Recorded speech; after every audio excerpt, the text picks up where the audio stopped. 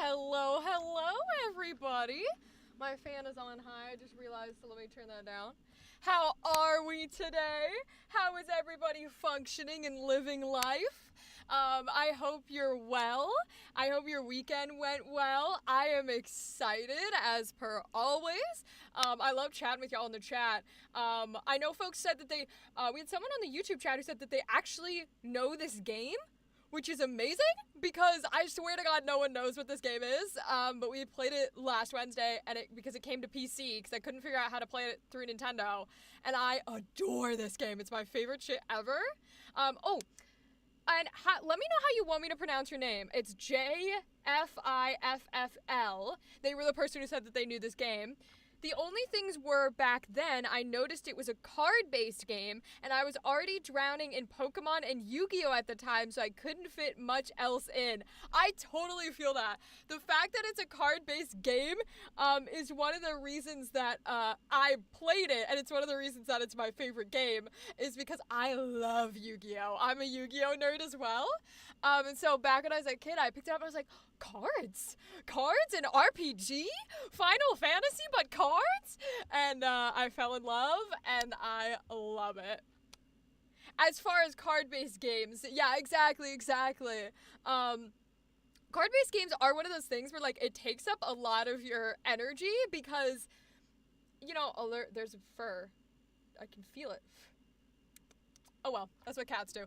But card-based games take up a lot of your energy because it's like, I want to play it, but in order to play it and to feel good while I play it, I need to understand all the intricacies. And so then you put all your energy into, like, learning every bit and piece, and you become, like, obsessed with it. But it means that you can't do multiple at once. So I totally get that.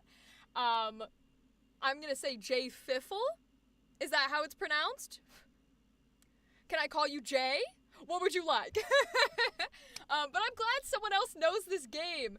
Jay Fiffle, okay, cool. But, like, because nobody else knows this game, and I play this for fun. I've been introducing it to my chat. 7, it's good? Okay, cool.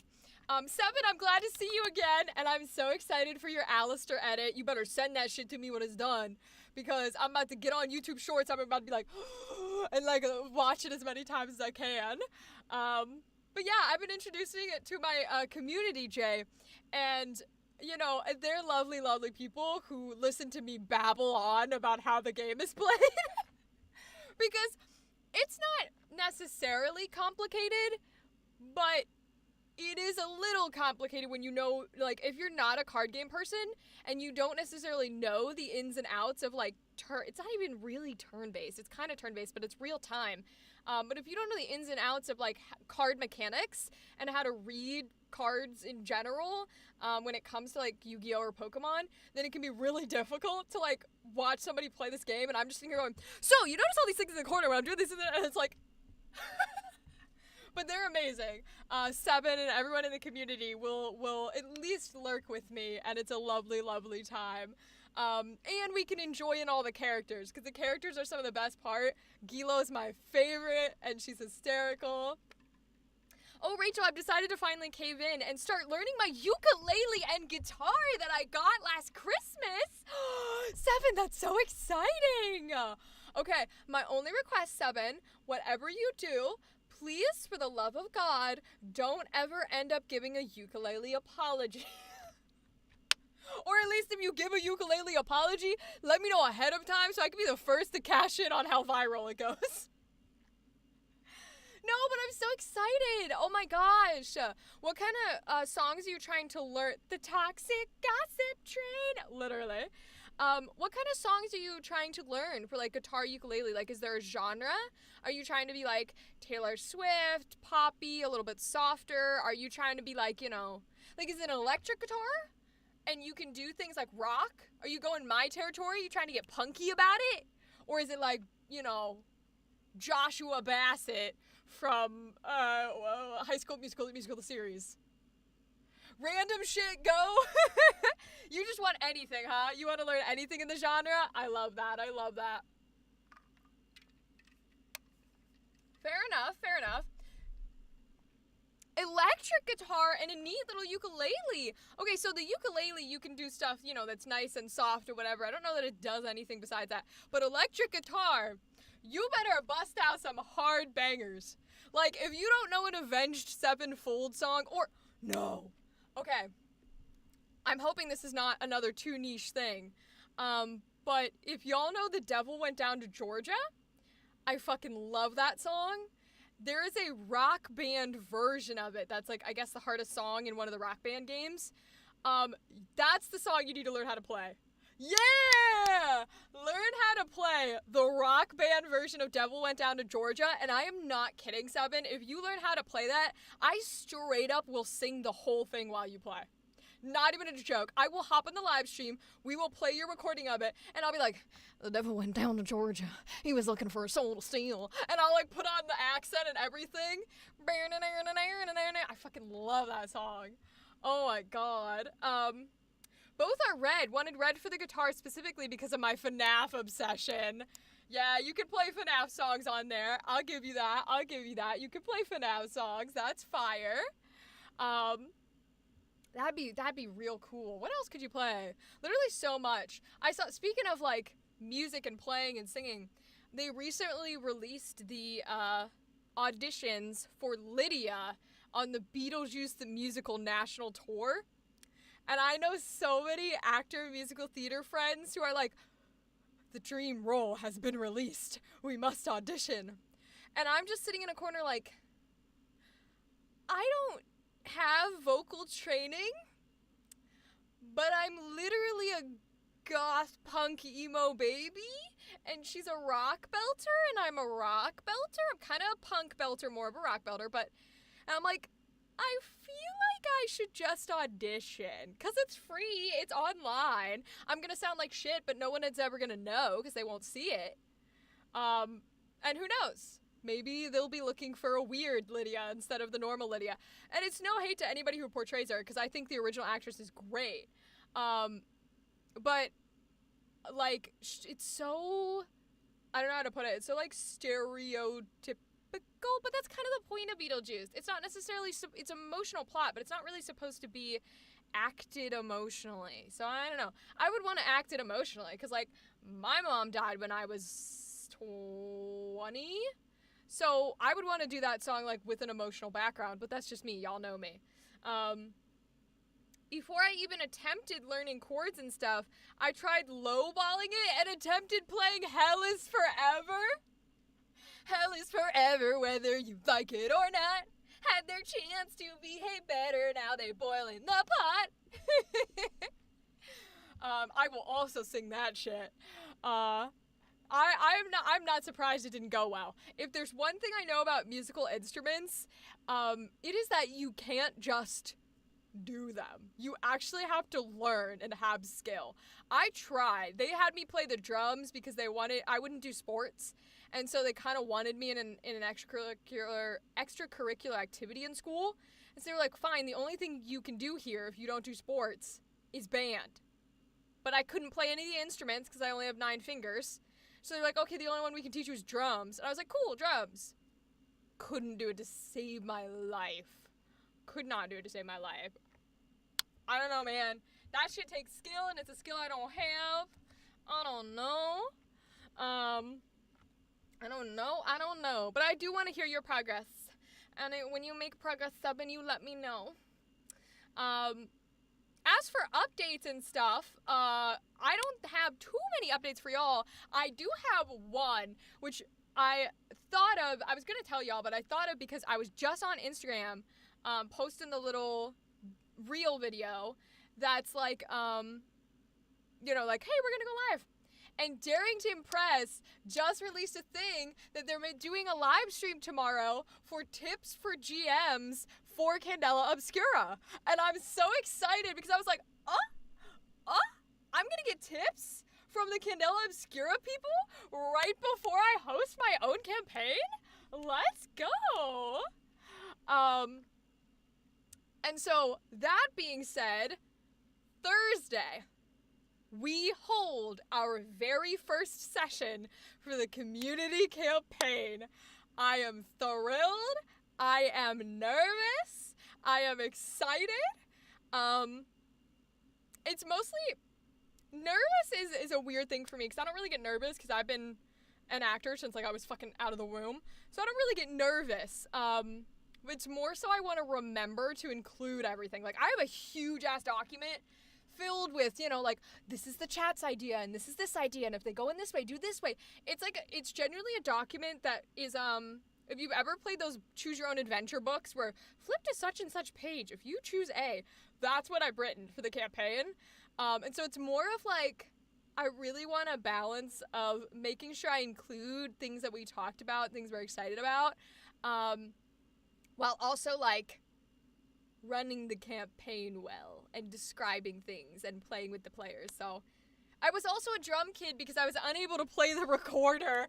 I feel that energy. I don't think I ever even had a recorder. Like, I know we had one in the house, but I don't remember being the one to play it. So, because I know there's hot cross buns, that's the one everybody learns. No, they tried to put me in everything because I wouldn't do sports, I wouldn't do dance. The only thing I did was theater, and you don't do theater 24/7 when you're a kid. And so they tried to put me into everything, and I just would not do it. I was like, I don't have... From popping out the womb, it was very clear that I was an entertainer. I was like, I am a performer. I cannot do anything else. Might not watch the entire thing since I have the attention span of a goldfish when it comes to actual videos, unless I draw, but I got art block currently. No worries, Seven. If you're talking about the campaign episodes, you don't have to worry about it. We are not live streaming the actual recording of them. So the episodes won't be out until, like, I'm thinking the beginning of August. And when they do come out, right, they're going to be episodes. So you can let it play in the background for a little bit and then be like, okay, enough of that. I'll play some more tomorrow, right? That way it's not a live stream where you're like, oh, I got 3 more hours of this. No, we're not going to do that. So you'll be able to pause. You can put it on. Don't worry about it. It's no problem. And you got art block currently. We can't have you have an art block. What do you want to draw? Well, I guess that's, if you have art block, you wouldn't know what you want to draw. Huh. That's a fair point, huh? Okay. Oh, okay, Fishy Brain is a fucking milkshake over hyperfixating over the new Hell of a Boss episode. Yo, I watched Apology Tour. It was good. That song is in my head. And it's not even the actual Stolas parts of the song. The part that my neurodivergent brain has stolen from Hell of a Boss is the na na na na na na na na na na na na. He's a motherfucker. Like, I'm like, no. Of all the parts of that song that you stole that. So that is on repeat on my head today. So I feel you. It was a damn good episode. Hell of a Boss is the Stolas and Blitz, you know, like what's the word I'm looking for? Conflict. Thank you. The conflict between the two of them. Oh my god, I eat it up all day, every day. I try not to involve too much in the actual fandom because most of the fandom are like children who shouldn't be watching it, or undeveloped adult brains, who have bad takes. So I just enjoy in the show and the conflict myself. That's what I do for most things. There was a slight BJ cameo in the background during Apology Tour. I did not notice. I don't think I noticed at all. When I watch things and when I like consume media, there's only so much attention that I pay. In live action things, when there's real people, because I'm a performer, I am the bitch who tunes into the acting. I'm literally like, wow, look at the tears and how she's just like subtly portraying, like that's what I'm focusing on, subtly portraying these emotions. When it's animated, you can't really do that as much because that's not what they're doing. So then it becomes more about like the words to me, And so I'm less of like looking at things and more being like, oh, like I switched to the voice acting. I'm listening to the acting inside of the voice. So that kind of thing. There was a dude with green hair and a white and black suit. That's so cool. I love people referencing Beetlejuice. Who knows? Who knows? Maybe somehow I'll be fucking Lydia on Broadway. That would be a crazy pick. That would be, whoever would do that, whoever sees me perform the Lydia audition and then genuinely goes, yeah, that bitch could play her, is crazy. They should be checked at like a mental institution because there's no way in hell my tone deaf ass could play it. Respect. Disability also meant I was exempted from PE until high school, where part of the curriculum was square dancing? I'm sorry. Are you from the South? They required you to square dance? What the fuck? Hold on. I need to know. Were you required to square dance for PE in your school? Or did you not live in the South? This is a national poll. I need your answer, please. That shit's crazy. Oh my god, dude. What? That shit's wild. Wow. Wow. I would have never thought of that, Theta. Hi, Bogu. Welcome. How are you tonight? We're getting a little bit of a talking session in before we start playing games. We're talking about the new Hell of a Boss episode. We're talking about the Beetlejuice auditions. We're talking apparently about square dancing as part of school curriculum, which is interesting. But how are you? Are we talking about disability? Yeah, so Theta and I were chatting about not being able to play instruments because they wouldn't teach me like wind instruments because I only have 9 fingers. So Theta was talking about how they are disabled, and so they were exempted from PE until they were required to square dance because it's apparently part of the curriculum. And they're not from the South? I'm from the Northeast? Theta, who the fuck in New England is requiring people to square dance? And why do they wear cowboy boots in 5 feet of snow? What the fuck? That's crazy. I forgot to public my edit. Go do it, 7. Go do it. I'm okay. I didn't notice the fingers. No worries. First of all, my hands are always moving, so it's hard to notice. But even in person, people don't realize because they did a pretty good job of like making it even. So you don't really think about it, right? Perfect amount of fingers. You don't kind of think about it. It's a cartoon hand. But it's no biggie. I love freaking people out who don't notice. It's so much fun. I scare children. Did I guys ever tell you? Rachel lore time. I don't know if I ever told you this. I scare children with a magic trick. So I will, I'll be like, hey, I can make one of my fingers disappear. And the kids are all like, no, you can't. Prove it. And so then I do this. I go, okay, here we go. Whoa. Whoa. And then they count them, and they're like, and the funniest part that scares the children the most is they go, oh my god, can you bring it back? And I just have to look at them and go, no, I can't bring the finger back. I love it. I love scaring children. Hey, Gal, what's up? How's it going? Guys, Gal sketched out some beautiful drawings for us that are going to be used in the campaign. The players don't know it.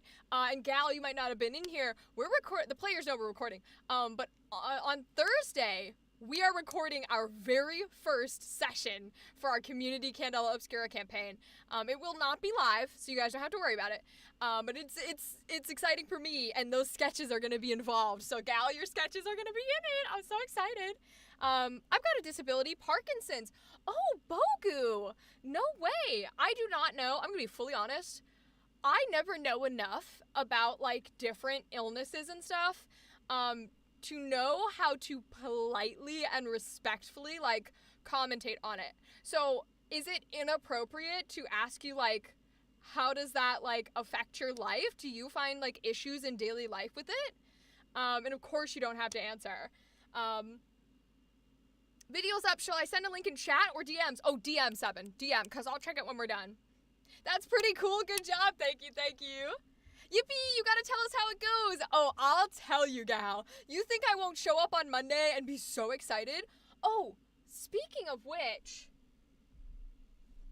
actually, I don't think we have a stream on Monday. Yeah, so the next session, for the community campaign, session 2, is actually on Monday. So there will not be a stream on Monday, July 1st. It'll only be that Wednesday. So on the Wednesday, I'll be ranting and raving and so excited telling you guys about how both sessions went.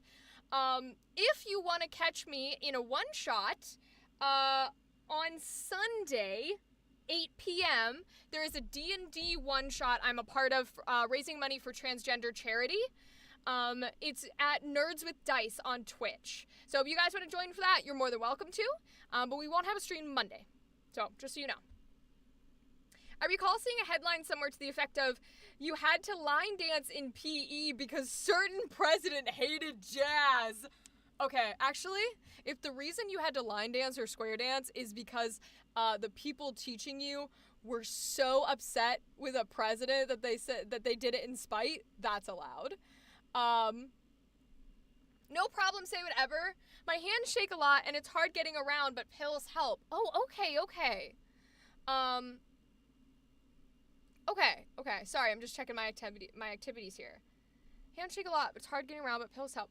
Okay, I'm glad there's something that's able to sort of, like, tone down isn't the right word, but, like, help sort of, like, support you in that way. Because that sucks. Like, it sucks.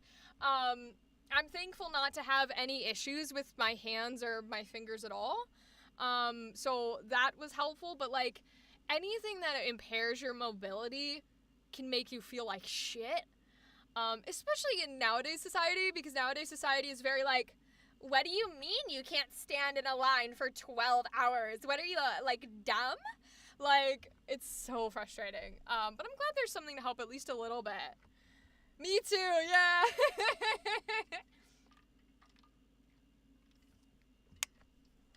Oh no, that Hell of a Boss episode's gonna be in my head, y'all.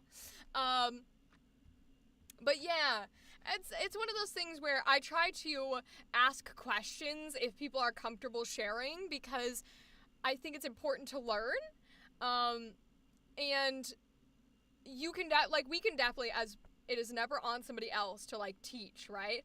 But I think there is something to be said, like, the difference between Googling and researching and reading than speaking with somebody who, like, is affected by something. Because they'll tell you and tell you experiences and examples that are way different from, like, the technical textbook definitions. I went to a concert last week and it was hard to stand in the audience. Yeah, and I'm really proud of, like, the progress that has been done for not just disability representation, but also disability, like, assistance? I don't know if that's the right word. But how people are in, like, movie theaters and concerts and stuff, you know, they're adding, like, ASL interpreters who are there on the side of the stage the whole time. Like, that never used to be a thing. I love getting the TikToks of comedians who have actual sign language interpretation. Even TV shows now, it's not just captions. A lot of TV shows will, like, allow you to have an actual little person in the corner, like, signing, which is amazing. We need some improvements for a lot of other things, like a lot of wheelchair access, and people who need wheelchairs or people who can't stand as long is still atrocious. And a lot of people like to blame it on old architecture, but like legitimately, unless your building would collapse from making it accessible, make it accessible. Like, there are a few buildings that I legitimately have talked to people where they're like, we can't do anything because the building would literally collapse. Which is, right, context matters. But for the most part, it's I don't want to spend the money because there's not enough of that kind of thing people-wise in order to benefit me financially instead of, like, actually doing it. I swallowed my pride and went to the disabled area. Yeah, you know, and sometimes, like, it's one of those things of it feels like, because the way that society has portrayed these kind of things, you should never have to feel like you are swallowing pride in order to, like, use an accessibility function that makes it equal for you to be able to do what everyone else is doing. That is societal norms telling you, well, you should be able to function the way we function, and if you have to use disability assistance, you should be ashamed of it. And that shit's fucking wild, and we need to stop that. Thank you for mentioning accessibility. I mean, you know, I know you guys know this, because you wouldn't be here talking and chatting and watching if you didn't. But it's one of those things of, like, I mention it because I'm still learning it, right? Like, I don't own a business, like a physical building. I don't know what it's like to maybe be able to walk but not all the time, or be able to stand but not for long periods. So hearing those things and talking those things out loud is not just the way that you let other people know, but it's the way that you let people who don't know feel comfortable learning, and that's a big deal. I learned about this in HR class. Okay, gal, you out here taking HR class? Damn, I should let you talk. You're gonna be giving me, like, gold stars when I say things that are HR appropriate, and then every time I do something not HR appropriate, you're gonna be like, I'm docking it. I'm writing you up. They didn't make me feel that way. That was just my stupid male pride. Oh, Bogu. Yeah, that's fair. That's fair. That happens. That happens. I understand that. Sometimes we got those two. Listen, it's weird to say this, but, like, there is some, I guess female pride's a little weird. There is a little, like, equivalent, not quite as bad. There's equivalent of, like, woman pride when it's, like, the guy tries to come to help you with something you very clearly need help with, and you're like, I can fucking do it. I don't need your help, okay? Because instinctually, you're like, oh, he's trying to help me because I'm a woman, right? So I get the idea of your pride holding you back when you genuinely need the assistance. So I understand that. I don't quite understand to that level, but I got you. ASL reminded me of a random FNAF animatic someone made. They used their version of Eclipse to accurately translate sign language into the audio they were using. Ooh, that's cool. I like that, Seven. That's fire. I'm an HR major? Hold up. I want it to be documented here for a second. Gal, the person who comes into my live streams and my chats and redeems the sexy adult moaning notifications all the time is the HR major. I just feel the need to have that stated out loud. I fucking love it. I'm so glad. I did not know this about Gal. I didn't either. I had no idea she was an HR person, but it kind of makes it better. It genuinely kind of makes it better. You know what? I would want you to review, like, Reddit stories about people who are, like, in trouble in the workplace and they need to be concerned. I think that'd be cool if you review those. No, the moan point thingy? Oh, Seven. Oh, 7. Oh, 7. You think I have a channel point for moaning because nobody redeems it? 7. A lot of people in the USA can't talk for other countries, don't realize what companies have to do when a disability is brought to their attention. Yeah, gal, so it's one of those things of like, I think it's important that we are having a conversation that involves all sides, right? Because there is a big difference between a company who is worth millions of dollars, very clearly, like, not giving a shit about disability access, versus the mom and pop shop who barely afforded this one, you know, like, apartment-sized grocery store and they live above it, and they couldn't afford in 10 years to take away the steps and put a ramp in, right? There are all sorts of context and conversations that happen around these things. It's the same thing where legally I cannot tell you to steal.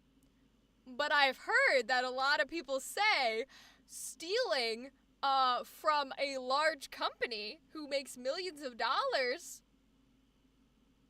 just don't steal from a mom and pop shop. But legally, I would never say that. Legally, I would tell you not to steal. You get what I'm saying? Don't talk to me like that. 7. Valid. We're going to be on ad in about 30 seconds. Just fair warning to my folks who are not subscribed. Don't feel like you have to. But you can go take your pee break because you're about to get about 3 minutes of ad. The laws around ADA are really interesting. Ooh, I would be interested in learning some of those laws. I think it'd be really cool. I follow a lot of like service dog people who can have trouble, you know, accessing places, either because the place doesn't know the rules about service animals, or they've had incidents with people with fake service animals. And it's interesting because sometimes when it comes to disability access, everybody thinks like, oh, this new generation, for any topic, but everybody's like, this new generation just wants to get rid of rules, like defund the police so we don't have any rules. And it's like, no, in a lot of cases, we actually want more rules to be enforced so that the thing gets utilized properly. A lot of the times that is the case. Like, we want specific, not just vague bullshit that people can use to enforce against those who have not actually committed whatever the things are. That concept doesn't always get across. It happens a lot in like gun control issues where people are like, oh, you're just one of those people who wants no guns ever, blah, blah, blah, I want you to take away my guns. I'm like, honey, I don't care if you have guns. I have hunters in my family. I would like to learn to shoot. What I care about is that there's stricter access on the people who are able to get their hands on those weapons. And also that there's restrictions against what kind of weapons are sold. Right? So, like, that's the shit I care about. I want stricter rules, and I do not know why anyone would be against stricter rules. Like, okay. The process of requiring accommodations is a lot. Yeah, I wouldn't be surprised, gal. I don't care that you have guns. I care that I might get shot. That's correct. That is exactly correct, gal. It's like, I care that I am the one affected from your choice, right? Like, that's what building a society is. That is what having a, just remembered about the crime video I watched the other day related to that type of concern. Oh, 7. I say these kind of things, and I like horror, right? And y'all know this kind of shit. I don't do real crime. I do not watch the news. I skip every TikTok video of recent events, whether it's war, whether it's shootings, whether it's whatever. It affects me to a point where, like, and because I have whatever I have neurodivergency-wise, there is no guarantee that that won't be the sentence that gets stuck in my head for the next 3 weeks. So, like, I skip anything in those categories immediately. Like, I block them. Because I can't risk that kind of shit. But they are real conversations that, like, we need to have, and we need to actually listen to everybody talking. And that's what, there are things on all sides, you know? There are people who don't know how to communicate, and that needs to be taught. Oh my god, we need communication class back.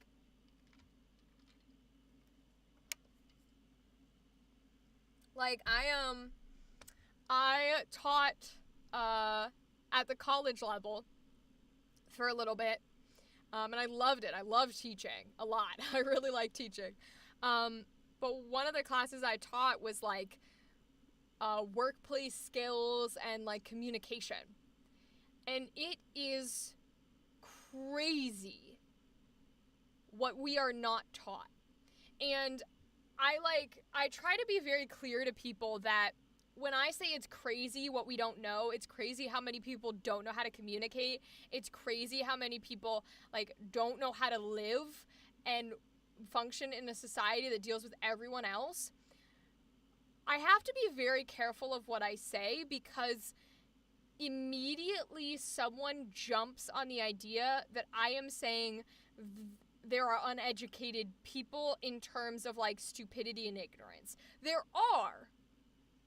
But stupidity and ignorance doesn't make you a bad person, right? Like, you could have grown up in a space where you did not learn healthy communication. You do not know how to control your anger. You are somebody who blows up, who says things they shouldn't say, who gets a little too loud, who cannot deal with something directly in the moment. They need to walk away.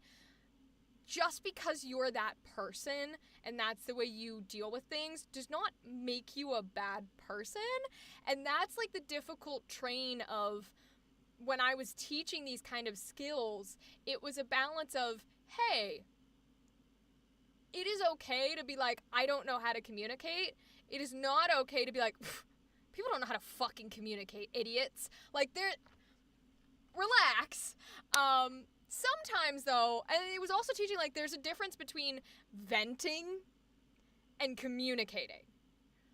We have a little bit of we've always had it, and I'm rambling, and I apologize, you guys. Tell me to stop if you want me to stop. We have always had, and we always will have, a cycle in society, and as generations grow, where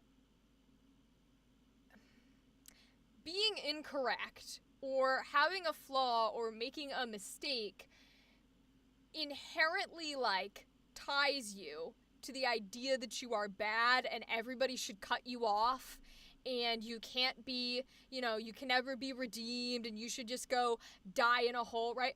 We will always have that, but that is not always true. And we will always have that tied in with the idea that you are not allowed to be angry. You are not allowed to say things. You are not, because you're okay to vent. It is okay if you have a bestie who you call and you're like, oh my god, my fucking boss, she's a trash ass whore, probably gets her whore ass eaten out every fucking day by 10 guys. Obviously, you aren't necessarily like, oh, I hate sex work and I'm calling this woman a whore because she has too many sexual partners. No, you're angry, you are upset, and so you're using language to voice that frustration. That doesn't mean you believe those things. It doesn't make you a bad person. It's not like, oh, how could you ever say something like that? I can't imagine ever saying something like that. Like, that is a part of every culture as it cycles through every generation that will always be there. That is frustrating to me, because I'm somebody who, when I get, like, frustrated, I am the person, like, let's say a fucking spider crawls onto my food and now I can't eat my food. I am not joking. If that will anger me, and I'll go, I'm gonna slaughter your entire fucking family and rip all your goddamn little legs off as you burn in acid. That's horrifying to a lot of people. To me, they are words. They are words that are infused with anger, and now it's gone. And now that anger's out of my body, now that anger's not with me, and I haven't physically done anything. And I think some people don't know how to equate that venting, that release of frustration, as like, hey, you are allowed to have a release. That's okay. Like, I don't know if any of that makes sense. But I guess the easiest way to say it is, just because you don't resonate with somebody's form of release or relief does not mean that their relief isn't valid. And it does not mean that their relief is like inherently bad or evil. That's probably the clearest way to say it. For me, I just sigh in defeat and throw the food away, right? 7, and that's the way that it works for you, right? That's the way it resonates for you. It's just like getting out sort of that thing and throwing the food away. For me, the words are a way to channel it that is taking away from the physical. Because I am somebody like, a lot of the appropriate and proper and good ways to relieve anger are like, scream into a pillow, or, you know, sit down and breathe. For me, that shit has to come out. It has to come out. And because words are my source versus like something physical, words are the way it comes out. So it's an energy thing, right? And it's how you resonate. Having emotional intelligence is literally a superpower. Yes, gal. Emotional intelligence and Ooh, we caught that one. That was almost a burp. Emotional intelligence and media literacy are two things every generation struggles with. That release might well entail saying vile things, but that doesn't make the speaker vile. Exactly, Theta. Exactly. And there are always boundaries, right? There's always lines.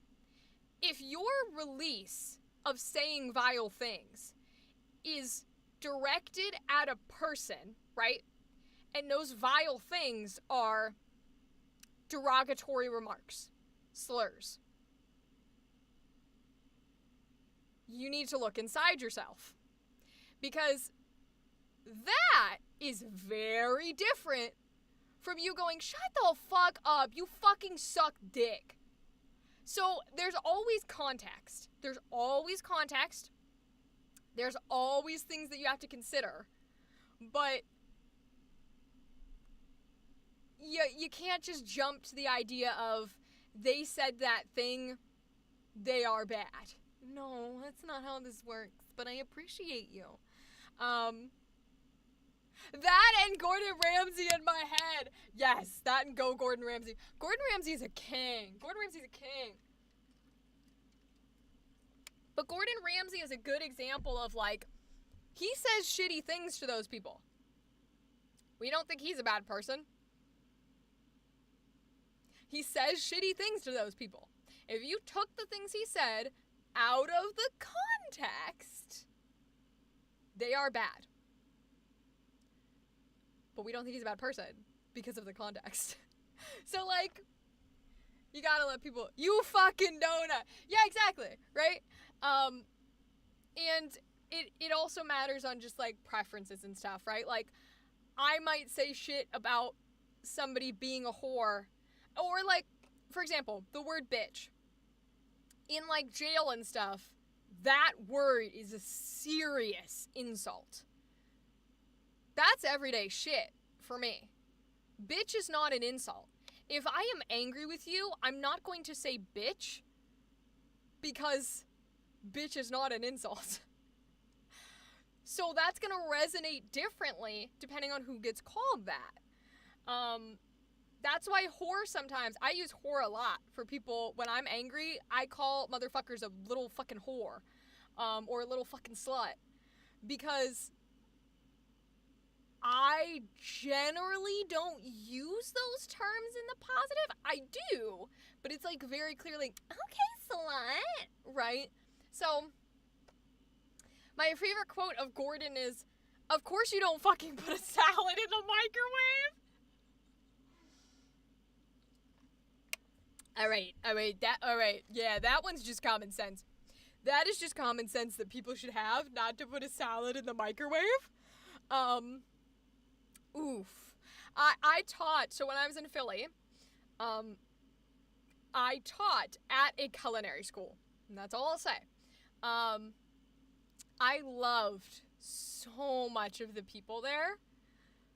There is definitely a food service culture that I did not know because I was not involved in it until I started working there. And all of a sudden, I learned a whole new world. And you would be surprised how much Gordon Ramsay's quote of "don't put a salad in the microwave" would be not the dumbest thing that would happen. Yay Philly indeed. Cue the Aladdin music. Yeah, like, that's all I'll say. But it's interesting because there are a lot of things that we assume are common sense, and there are some things that should be, and we need to have the emotional intelligence and develop the ability for it to become that way. But there are a lot of things that are not a fair comparison between degrees, right? For example, if I feel some type of way about people who are leading an event, leading a game, hosting an event or an activity, I have to check myself actively and remind myself, hey, not everybody grew up for 24 years being a performer. Not everybody learned what you learned and is coming natural to you and you don't have to think about in order to lead a group of people. Not everybody learns that. You need to check yourself. You need to take a step back and you need to recognize that the person in front of you is doing the best they can at the ability they have and that they're trying, and that's what matters, and you need to respect them where they're at. So, like, there are always moments that we can check ourselves. I learned a lot about people's inability to read when I worked in the theme park industry.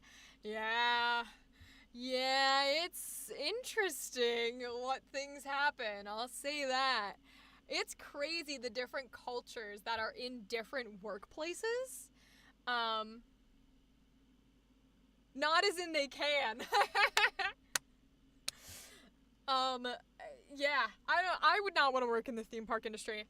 And having taught at the culinary school, I'm glad and still actively choose I will never work in the food service industry. I already knew that I had already refused to ever work in the food service industry, and then I worked at a culinary school and doubled down and said never. I will fucking be on the street before I work in a food service industry.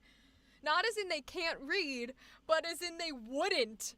Oh my god, gal.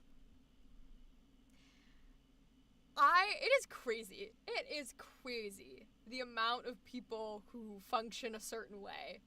Where you literally have lives in your hand as a theme park worker. And you just won't read. Like, okay.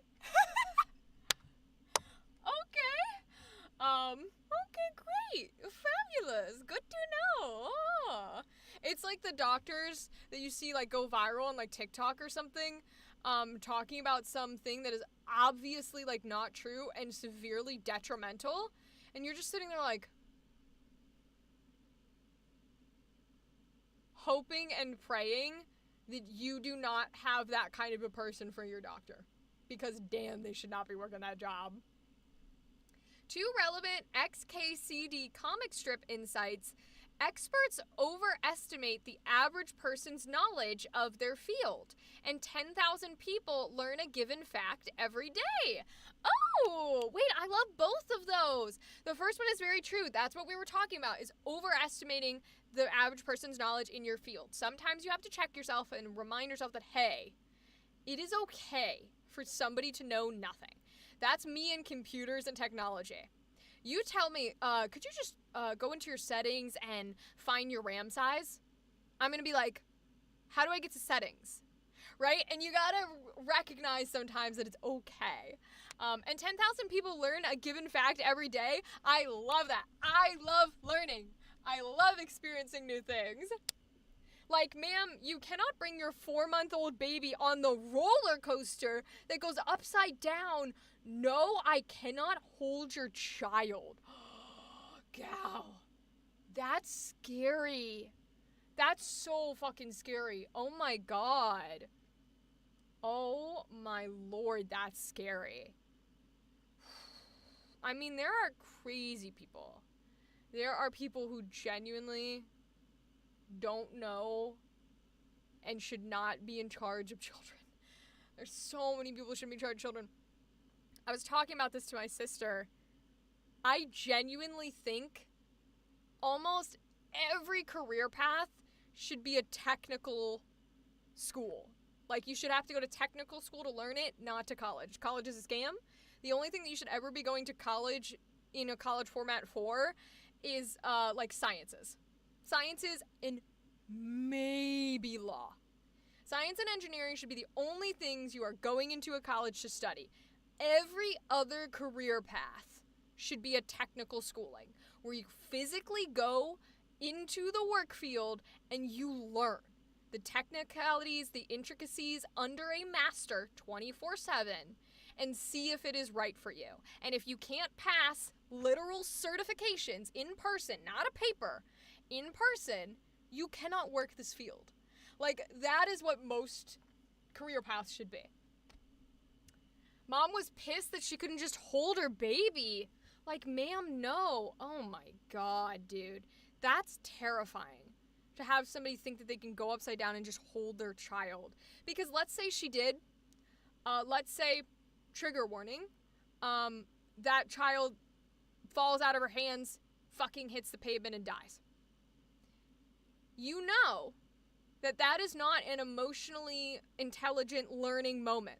She's not going to go, oh my God, that was a horrible decision. What have I done? I'm going to learn from this. It's going to be, well, why did you let me on the ride?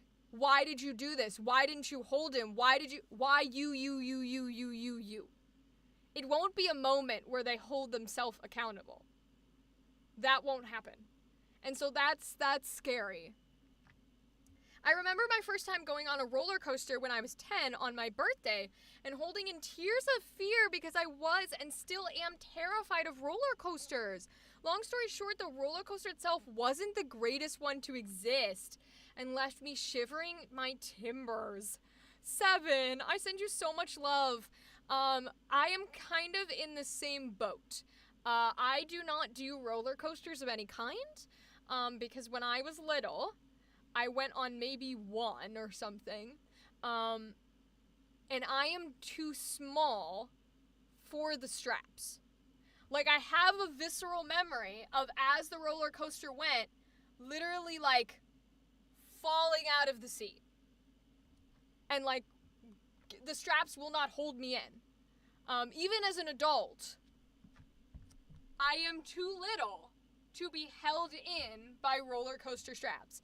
And people ignore that. They don't believe me. They don't realize the straps don't go that tight. I will literally fall out. So I don't do roller coasters. Not my shit.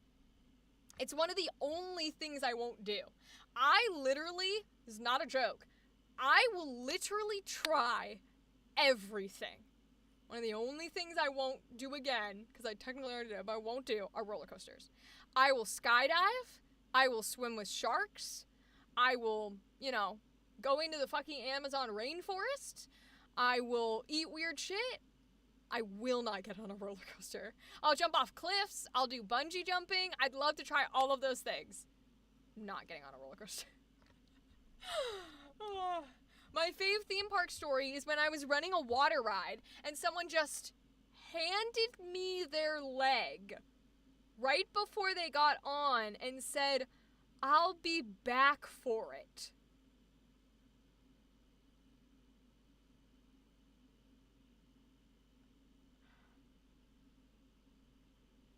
That's legend territory. That person's a legend. I'm sorry, but that's sick as fuck. Like, that's amazing.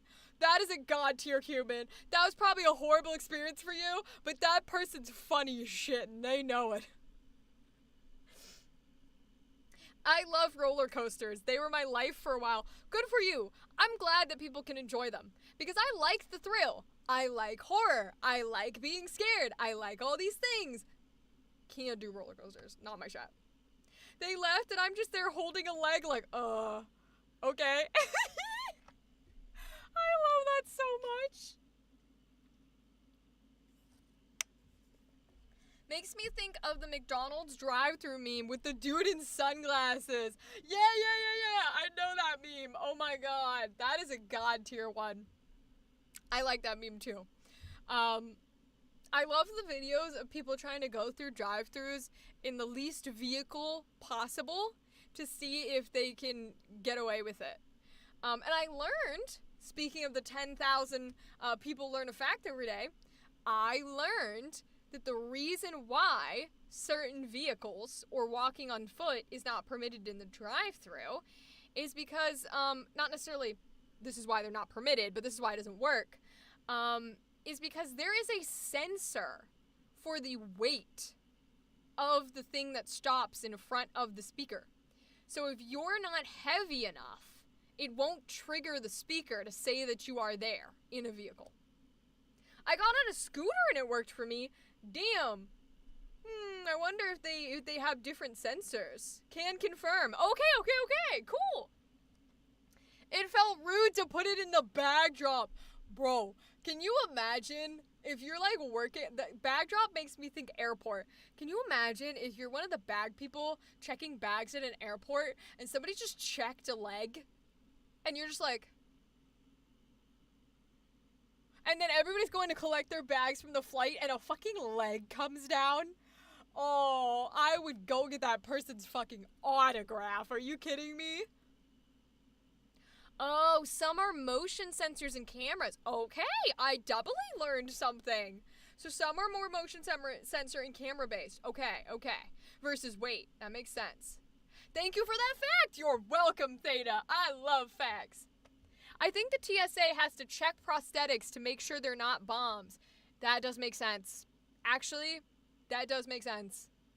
So you probably actually do have to take off your prosthetics. They probably let you put them back on after they check them. But that'd be kind of funny if you were just like, nah, put it in the baggage claim. Put my leg in the baggage claim. That's God tier. That's disability rights. Okay, disability accommodations and rights are taking off your leg and putting it in the baggage claim, okay? Oh my god, I love it. That's like those videos of the toddlers and the little kids. It'll be a mother that comes over with their kid, and the caption is, "She got tired of hearing me whine, so she took out her hearing aids." And it's just a toddler, like, playing on her little device, and her hearing aids are, like, sitting next to her. I fucking love those videos. I'm like, good for you. There was a time once where me and my friend were going to a random supermarket, and the cashier literally gave my friend an unusual anime sticker with no explanation. Was it hentai? Was it sexy boobies? Tell me it was sexy boobies. Yes, I love it. I got depression. I just go on the moving belts in a fetal position to make sure I'm not a bomb. Yes. Oh my god, yes. In fact, yes. Million times, yes. It's like the Polar Express when they hop on the present conveyor belt. Oh. On the rare occasions when I've flown, TSA personnel have thoroughly patted down my wheelchair to make sure nothing is hidden in it. Interesting. You know what's also interesting is that they still have to pat it down. Like, you can't go through the screener. They gotta pat it down. That's so interesting. Huh. I could see them doing that, though. I guess maybe the metal inside of the wheelchair probably would fuck up the screener thingy, and that's probably why they have to check it. Because I think they have to check anything that sets it off. Even if you say, hey, I'm gonna set it off, I have, like, metal in my body, I think they still then have to go, well, you set it off, so we're gonna have to pat you down anyways. That would be my guess. I don't know, though. I don't know how TSA works. I did see a TikTok that was somebody going, how do you get a job at an airport? And then somebody stitched it and was like, better question, how do you get a job at, like, interstate rest area stops? And I was like, you know, you have a point. You have a point. And then somebody asked, if you get a job at an airport, do you have to go through security every single time you show up for work? And apparently you do. Here's another fun fact. You're getting 2 today. Apparently, if you work at an airport, you do have to go through security every single time you enter in order to work your job. They just sort of have, like, fast passes. So they go through quicker and they don't use the same line as everyone else. You just never leave, literally. My mom worked in an airport and see? Cool stuff. I love learning bits and pieces like this. Like, I would have never thought of that. Never would have thought of that in a million years.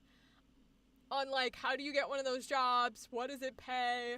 Do you go through security? Like, that's crazy. I never would have thought of that. But that's kind of wild. That's kind of wild. I always say if I ever learned how to drive, I feel like I could be an overnight trucker. Because I would just put on my tunes and I would go. I'm already awake. Like, for fucking overnight shifts, I might as well. But I do not drive, and I will never drive. Vehicle life is not for my feeble brain. Oh my goodness. That's fire. I'd love to talk to people who have unusual jobs. I like watching a lot of, like, the Michelle Carre stuff where she does kind of unique and interesting jobs that we're never going to see. I think her videos are pretty well done. They're a little,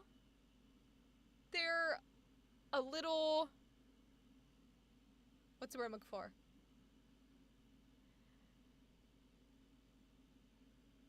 Fronted? Like, I don't want to say staged, because that's not quite what I mean. Her videos are a little, like, we're definitely getting something put on. Like, you know how you watch North Korea documentaries where they have everybody pretending to be on Google on computers so that it looks good, but you can't say anything because you'll literally get fucking killed, so you just have to go along with it? Sometimes her videos feel a little bit like that, where it's like, I don't think we're getting told the whole story about this thing you're doing. But for the most part, they're very insightful and you're learning a lot of things, and I like them because I'd never have the chance to do it. Cargo broom and not boom. Literally, if I was in a car, it would explode. I would step in it to drive and it would just explode. My legs suddenly feel weak and knees feel like spaghetti. Oh no, not mother spaghetti. I've heard that long-haul truckers get a lot of enjoyment out of audiobooks and actual play podcasts. Yeah, I could see that. Hey, listen, truckers, you want something to listen to on your long overnight drive? Put me on in the background. You're gonna hear the weirdest shit you've ever heard in your life. I guarantee you won't fall asleep. No, 7, don't die. Literally, do not boom your car. Only broom, no boom. Only broom, no boom. No booming your car. Bad, bad. Bad, bad boom car.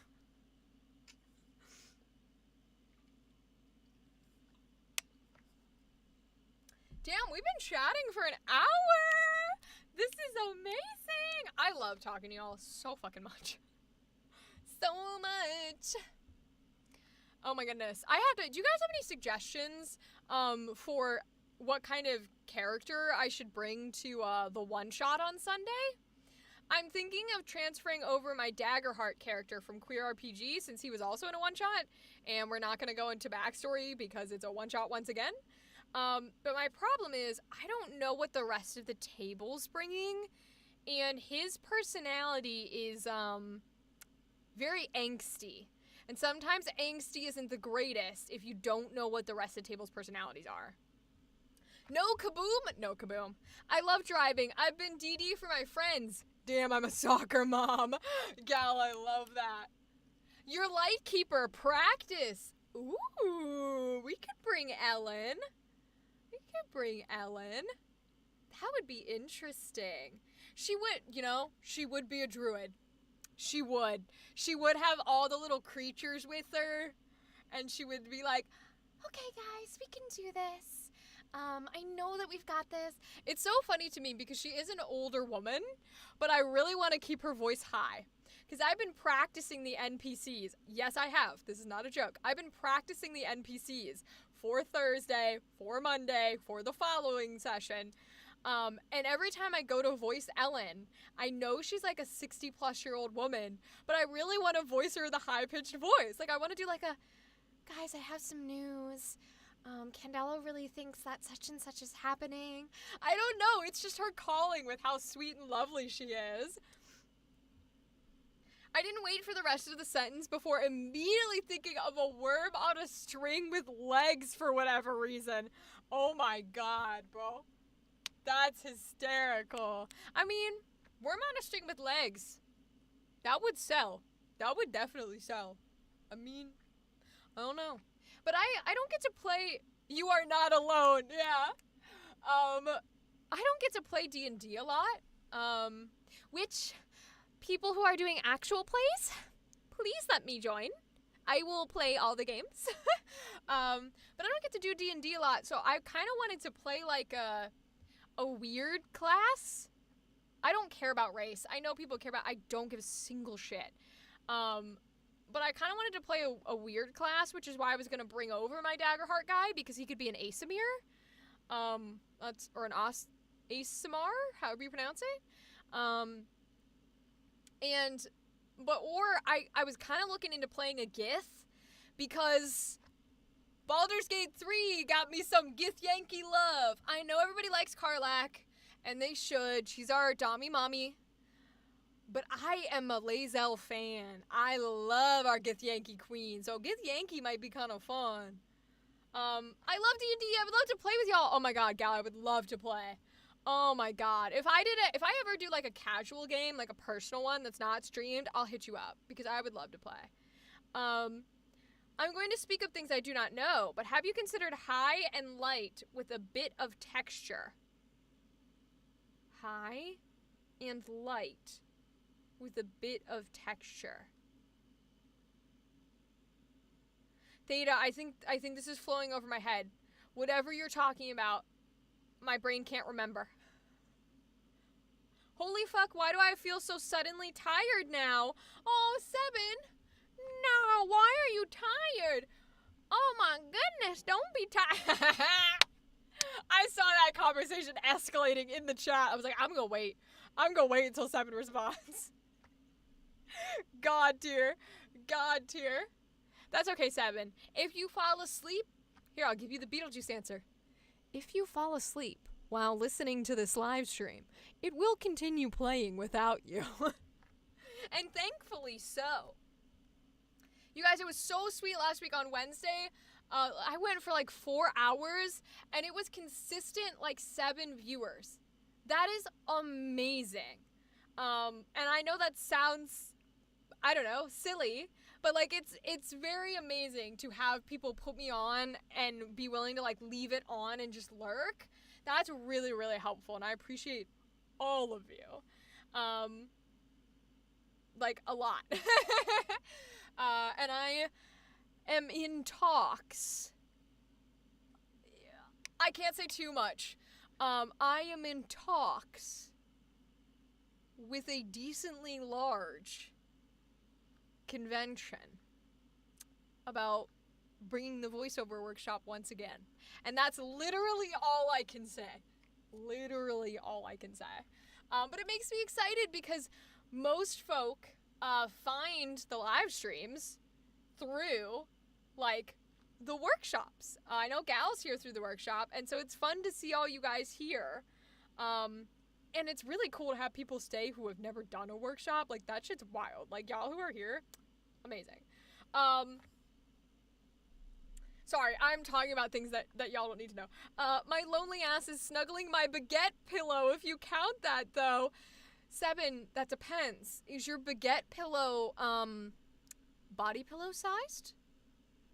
And also, I would totally buy a body pillow that's just, like, food, but with, like, legs and arms and fake food titties.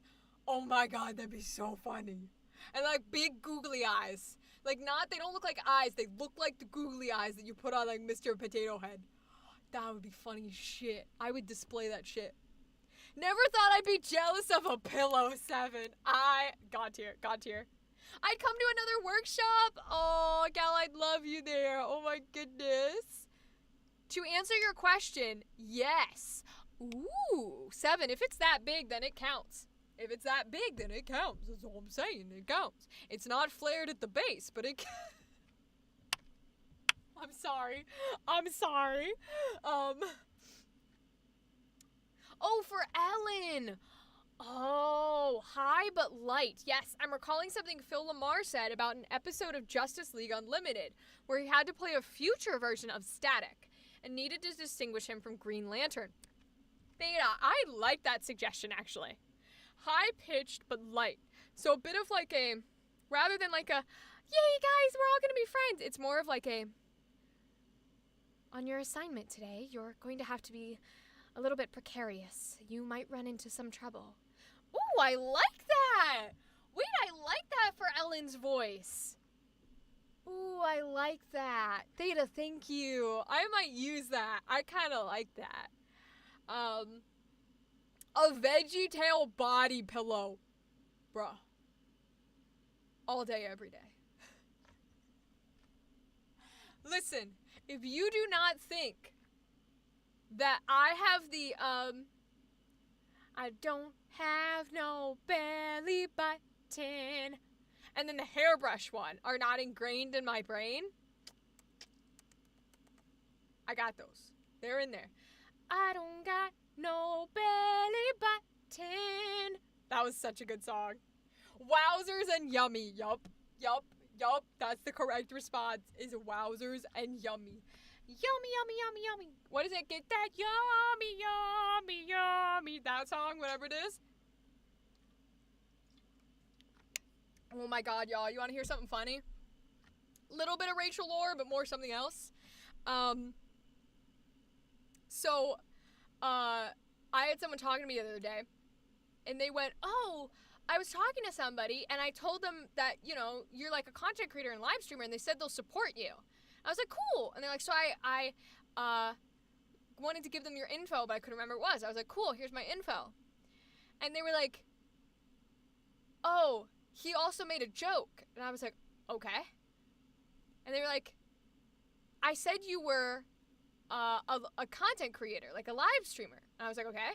And he goes, cool, I'll support her. Wait, what kind of a live streamer? What platform?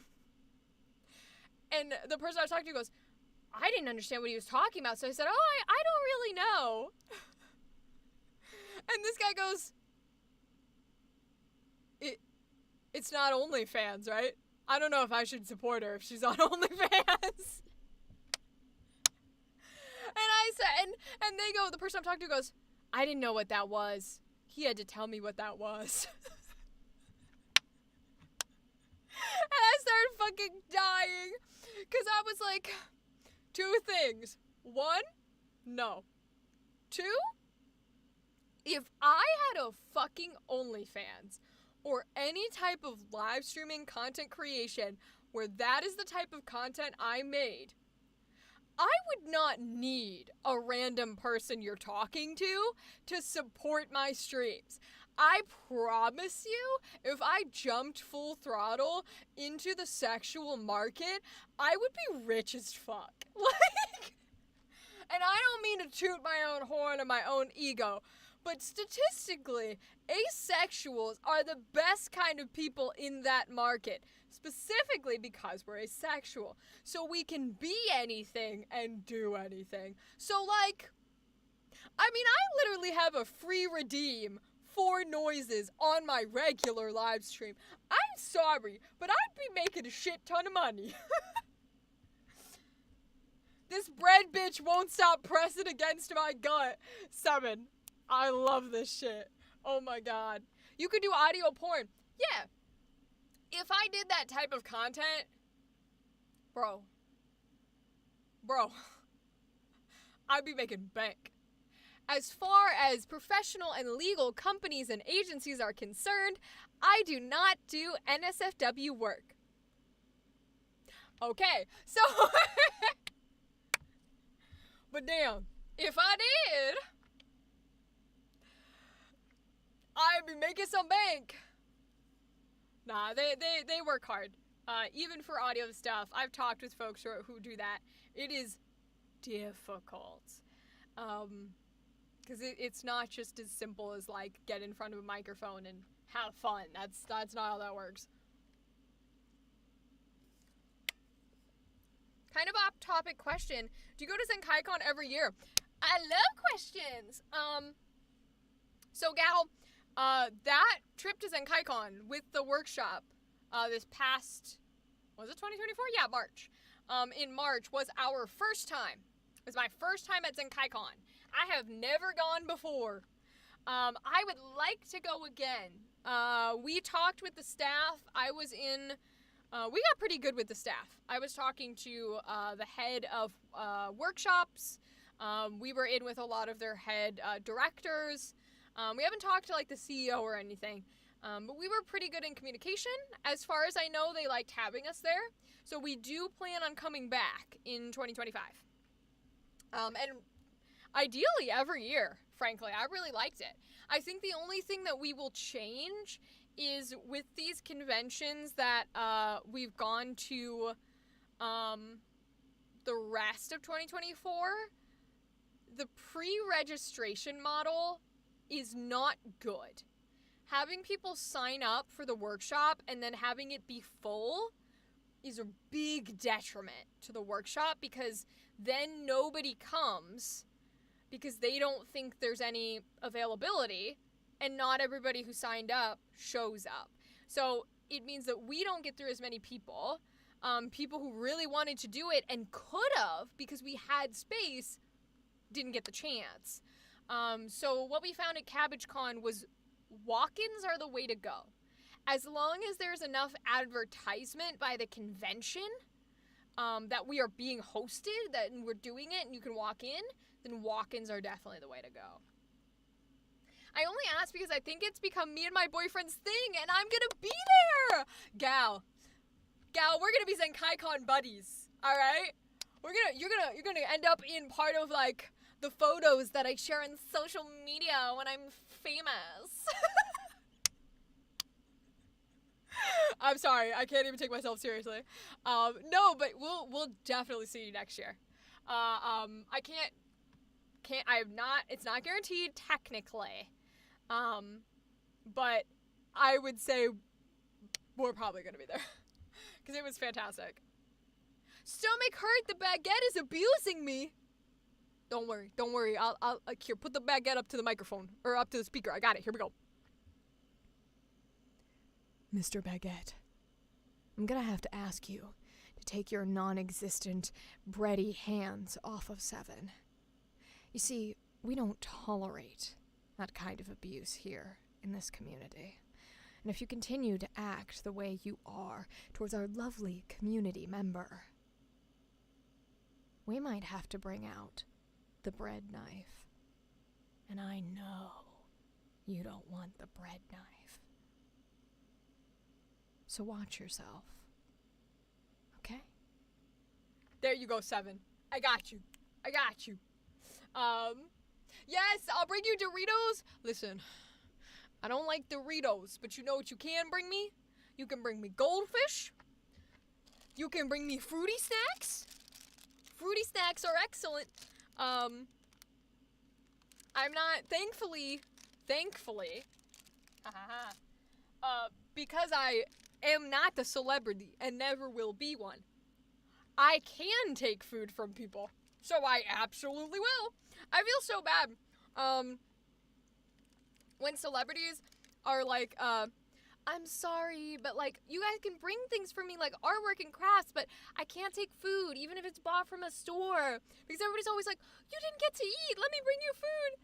And somebody's like, I can't risk people poisoning me. And I'm sitting here like, bitch, you can poison me if you want. You ain't gonna get jack shit out of it. I'm poor as fuck. Like,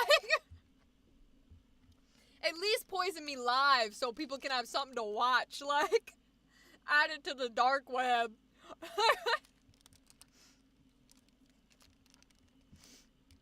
I want to be the big spoon, try a new position. I'll spoon you. I fucking love y'all.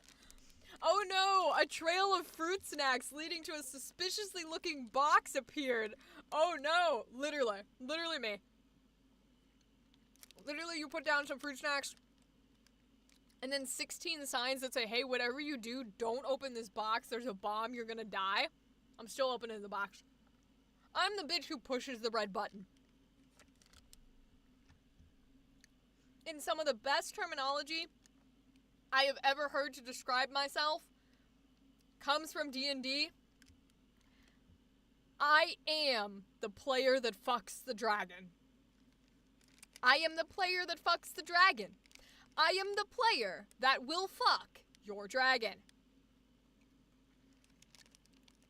Uh-huh. Oh no and yummy are both correct. Not the bard. Yeah. Yeah, you think Scanlan's bad? Oh, honey.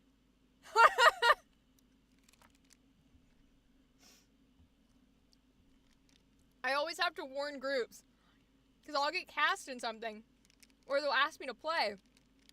And I'll be like, okay, sure. I need to warn you, though. And they're like, what? I'm like, well, I want to tell you a little bit so that you're prepared and you make sure you want me at your table. And they're like, well, you're not, like, racist or homophobic, so you'll be fine. I'm like, no, you don't understand. Two things. One, I am loud. You guys know it. People who know me know it. I am fucking loud. And I do not stop when other people start talking. And if I do stop, I will wait until you're done talking and then repeat what I was trying to say to make sure you hear it. I'm that bitch. I am loud. So I'll say that.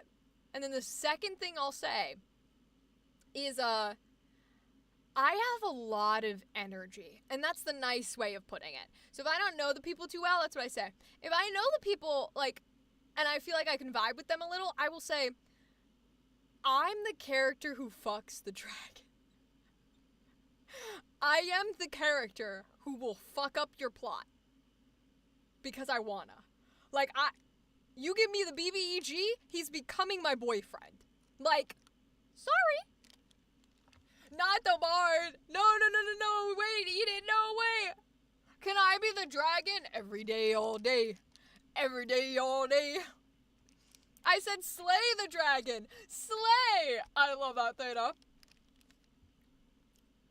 I said subdue the dragon, not sub the dragon. Yes, exactly. Exactly. I am worse than Scanlan. That's not a joke. I will do it. It's why I don't always get to choose, at least not in the actual play world. But in personal, it's why I don't play personal, because I would have to find people who, like, are genuinely comfortable with me playing like that. Because, and it's totally fine, there are a lot of people who are like, whoa, because, I will come in as the bitch who, at 1 second in the campaign, will flirt with you non-stop. And I mean, like, I will do it. And then 2 seconds later, I will be the villain. Like, I'll be like, okay, sexy bitch, why don't you come on over here, baby?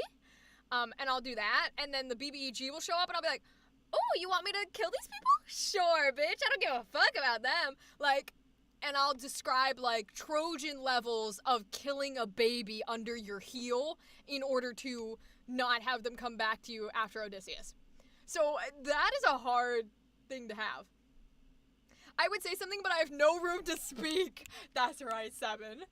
Hi, I am people. I fucking love flirting. It's so much fun. Yay! Gal, we'll have to get a fun little personal table if I can find the time, because that'd be so cute.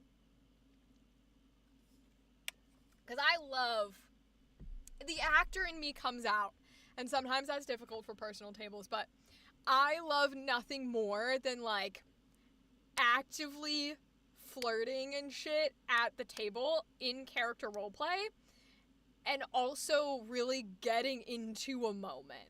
So, like, if the DM throws something at me where it's like, let's say it's a Joker Batman thing, where they're like, save all of these innocent thousands of people, or, you know, like, tear off the fingernails of Robin. I won't just be like, I'm gonna tear off the fingernails of Robin. I will be like, I walk over, and I pick up the pliers, and I dig them under the skin, and I rip as he screams. Like, I will describe shit. So, hi, I'm in danger. I'm in danger. I love this. Everybody's in danger. Everybody's in danger from the scary little Rachel. I am in a situation of worry. That's fire, 7. I'm using that. Wait. I am in a situation of worry. I am in danger. I love that. I had a character where she was just my top persona, and I loved her. Let's go, gal. Let's fucking go. So I've only played about, like, I don't know, 6 hours, maybe, well, 3 sessions, maybe like 9 hours of a D&D campaign. And it was specifically made by a friend of mine because I like playing villains and I don't want to be a hero. So they made a villains campaign, obviously didn't go super far, but the character that I brought was a bard, and literally every instance, like the first thing I did, she was like, you are, you know, in this jail cell and like guards are gonna take you out of it. And the first thing I did was I was like, I'm gonna flirt with them. And she was like, what? And I was like, yeah. I go, ooh, look at you, strong big boy. I like when somebody puts my hands on me. Like something like that to try and get them to like let me go. And I was like, those are the first shit I ever did in my first D&D campaign. So it only got worse. Angel dust, literally.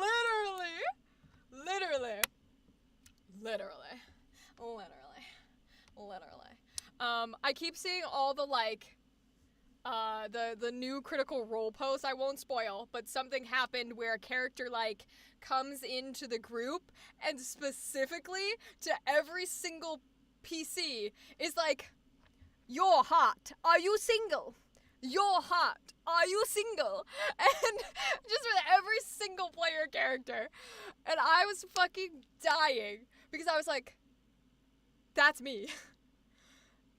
If I don't have an endgame tragic gay romance by the time the show is done, it's not good enough. If I don't make every fan watching make fan art and ship videos of my character with other characters, it's not good enough. Like, I am the person, if one day the God I don't believe in and the Satan that I do conspire to get me into a path where I am in a show that fan art is being made and fans are asking questions, I will not be the actor who doesn't want to answer ship questions. I will be the actor who wants every question to be, did you see, a lot of people ship your character with such and such. What do you think of their tension? Like, I want every question to be that about my characters. And I want to come up and be like, oh my god, I ship them so hard. Like, that's what I want. If anything in a situation, I'm a Sir Pentious, but small and more socially awkward than that fucker. That's so cute, though. Here's the thing, Seven, right? Like, to all us horny bastards, we have to have the counterpart. To the people that are funny, you have to have the straight man. To the people that are loud and socially, like, involved, you have to have the quieter one. Because if you don't have counterparts, it's not fun and it's not good. And the counterparts are what make the conflict enjoyable. So we gotta have it. Someone's gotta do it. And if you enjoy it, hell yeah. I just fucking realized my hair matches him. No way. Yo, that's so cool. You can do a Sir Pentious cosplay. You're gonna have to do a Sir Pentious cosplay. Those are the rules. Sir Pentious cosplay right now. Thank you. I love that you just implied that the straight man is not funny. Listen, I can't help it that in comedy, it's literally called The Clown and the Straight Man, okay? Straight men take another L. Sorry. Like, but in comedy, that's what you have. You have the clown and the straight man. And the funny part about this duo, where you have to have both, the guy who is the clown is only funny because there is a straight man. If you don't have the straight man, your clown can't be funny. Sorry. Those are the rules of comedy. It's just the rules of comedy. I don't make the rules of comedy.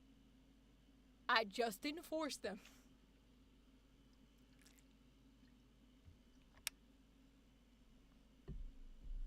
I love this. I fucking love talking. This has been so great. Beetlejuice, Beetlejuice, Beetlejuice. And it's true. It's true with Beetlejuice too.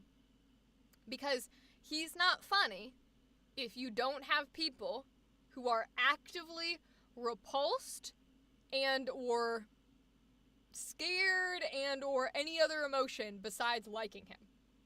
He's not. And I know people might fight me on that, but it is the truth. Because if you don't have the counterparts, then the clown isn't funny. And your counterpart doesn't have to be a person. It doesn't have to be an actual physical character. In the Beetlejuice, a lot of the Beetlejuice universe counterpart, like Beetlejuice stage musical, his counterpart is not necessarily a person a lot of the times. It's, like, societal norms. Because he's supposed to be edgy. So the norms of the audience watching create the counterpart and then make him funny. Happens with the movie too. At the time period, the things he did in the movie, the things he said, were again, they're edgy. So the people watching it going, oh, can't believe he said that, are the counterpart that then makes him funny. Comedy's cool, man. Uh-oh. Ad break. It's ad break time. The non-subscribers can't see me. How unfortunate. Well, they can see me. They just can't hear me, I guess. Which is kind of funny. I find it so hysterical. Oh my god. As I die. Oh, I just lost every thought process in my brain. I once heard Beetlejuice described as a guy who thinks he's funny, and precisely because of that, he ends up funny. Absolutely, Theta. I can agree with that. I can agree with that idea because he is sort of waiting for the reaction to the punchline. And so the fact that everybody else is like, is now a counterpart. It's very interesting. Because we had a little bit of commedia dell'arte in college, and I liked learning. Dehydrate now! I got you. I'll dehydrate right now.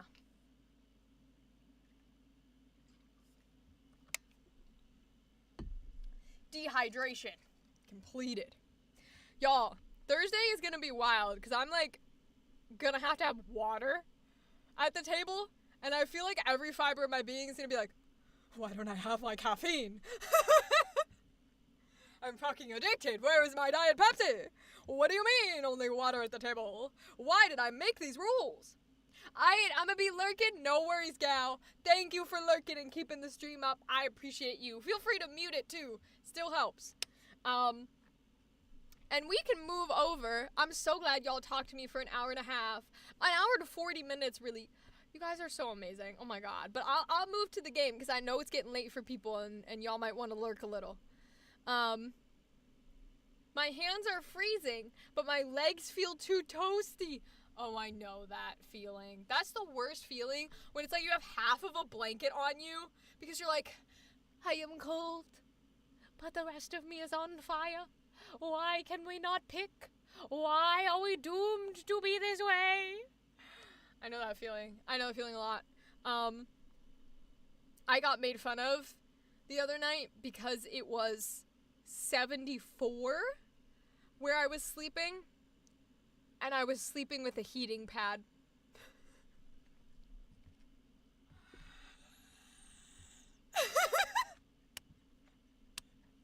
Hellfire! Hellfire! Literally, I am Frollo. Hello. I am Captain Claude de Frollo. Oh my god, literally. Dark fire. It's your turn. Choose me or your pyre. Be mine or you will burn. I fucking love it so much. God, I love Patrick Page. Oh my gosh. Okay, I'll let you guys lurk. I'll move over to the game. Can't wait for that dude to be in hell of a boss. Bro, so excited. I'm so excited. The more he gets to be in before he dies, the better my heart feels. Maybe one day I'll be able to meet him before he dies. I don't expect to, but damn, that would be fire. I would love that. That'd be cool. I'm reminded of something Brennan Mulligan said about DMing Calamity. If you don't slam a Diet Coke right now, you're gonna go to sleep. It's so true, Theta. Well, what's funny is, like, the argument for why I have hiccups all the time when I'm live with y'all is I'm drinking carbonation. And that's why I've got all these hiccups while I'm doing things. And so the argument is, okay, well, if I drink water, then I shouldn't have any of that. But I still do.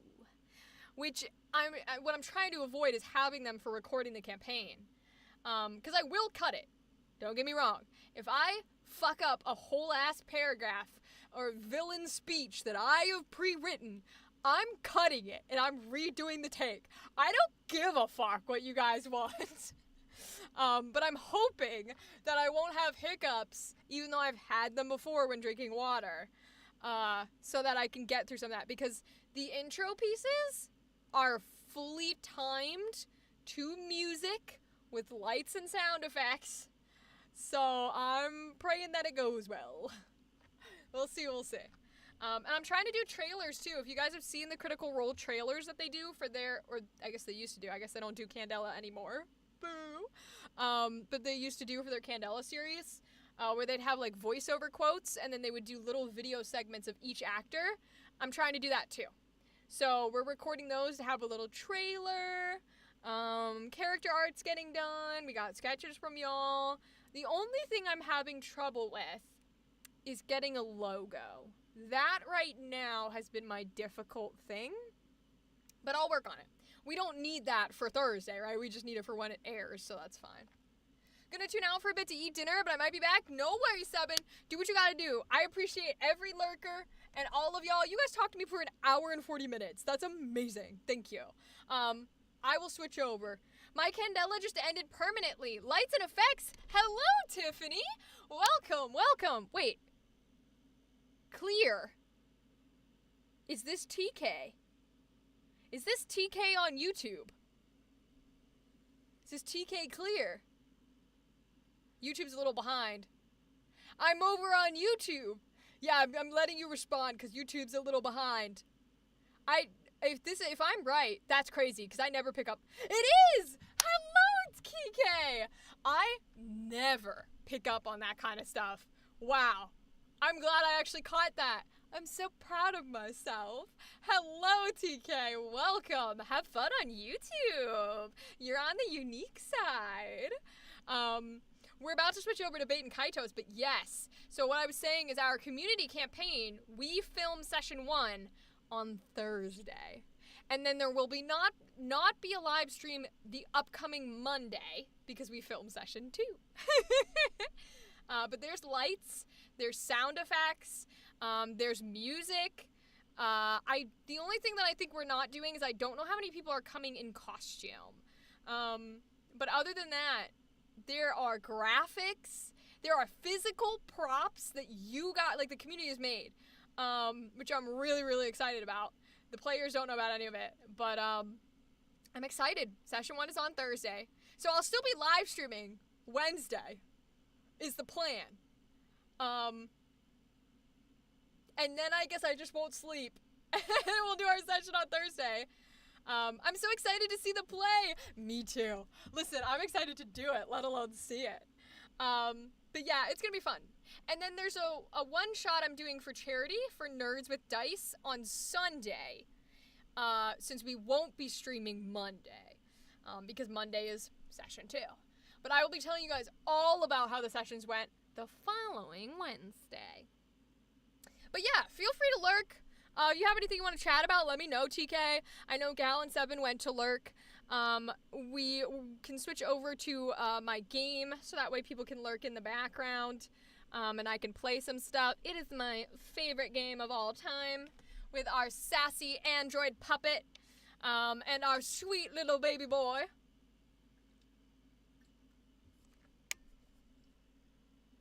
Alright, let me switch over. See where the volume's at.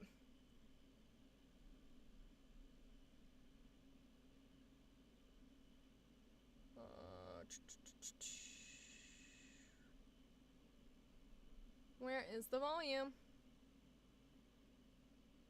Yeah, it might be able to be a little quieter because I'm not super loud.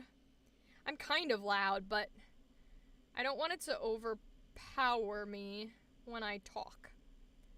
Kind of want to keep it closer to the 40s, I think. That's probably good.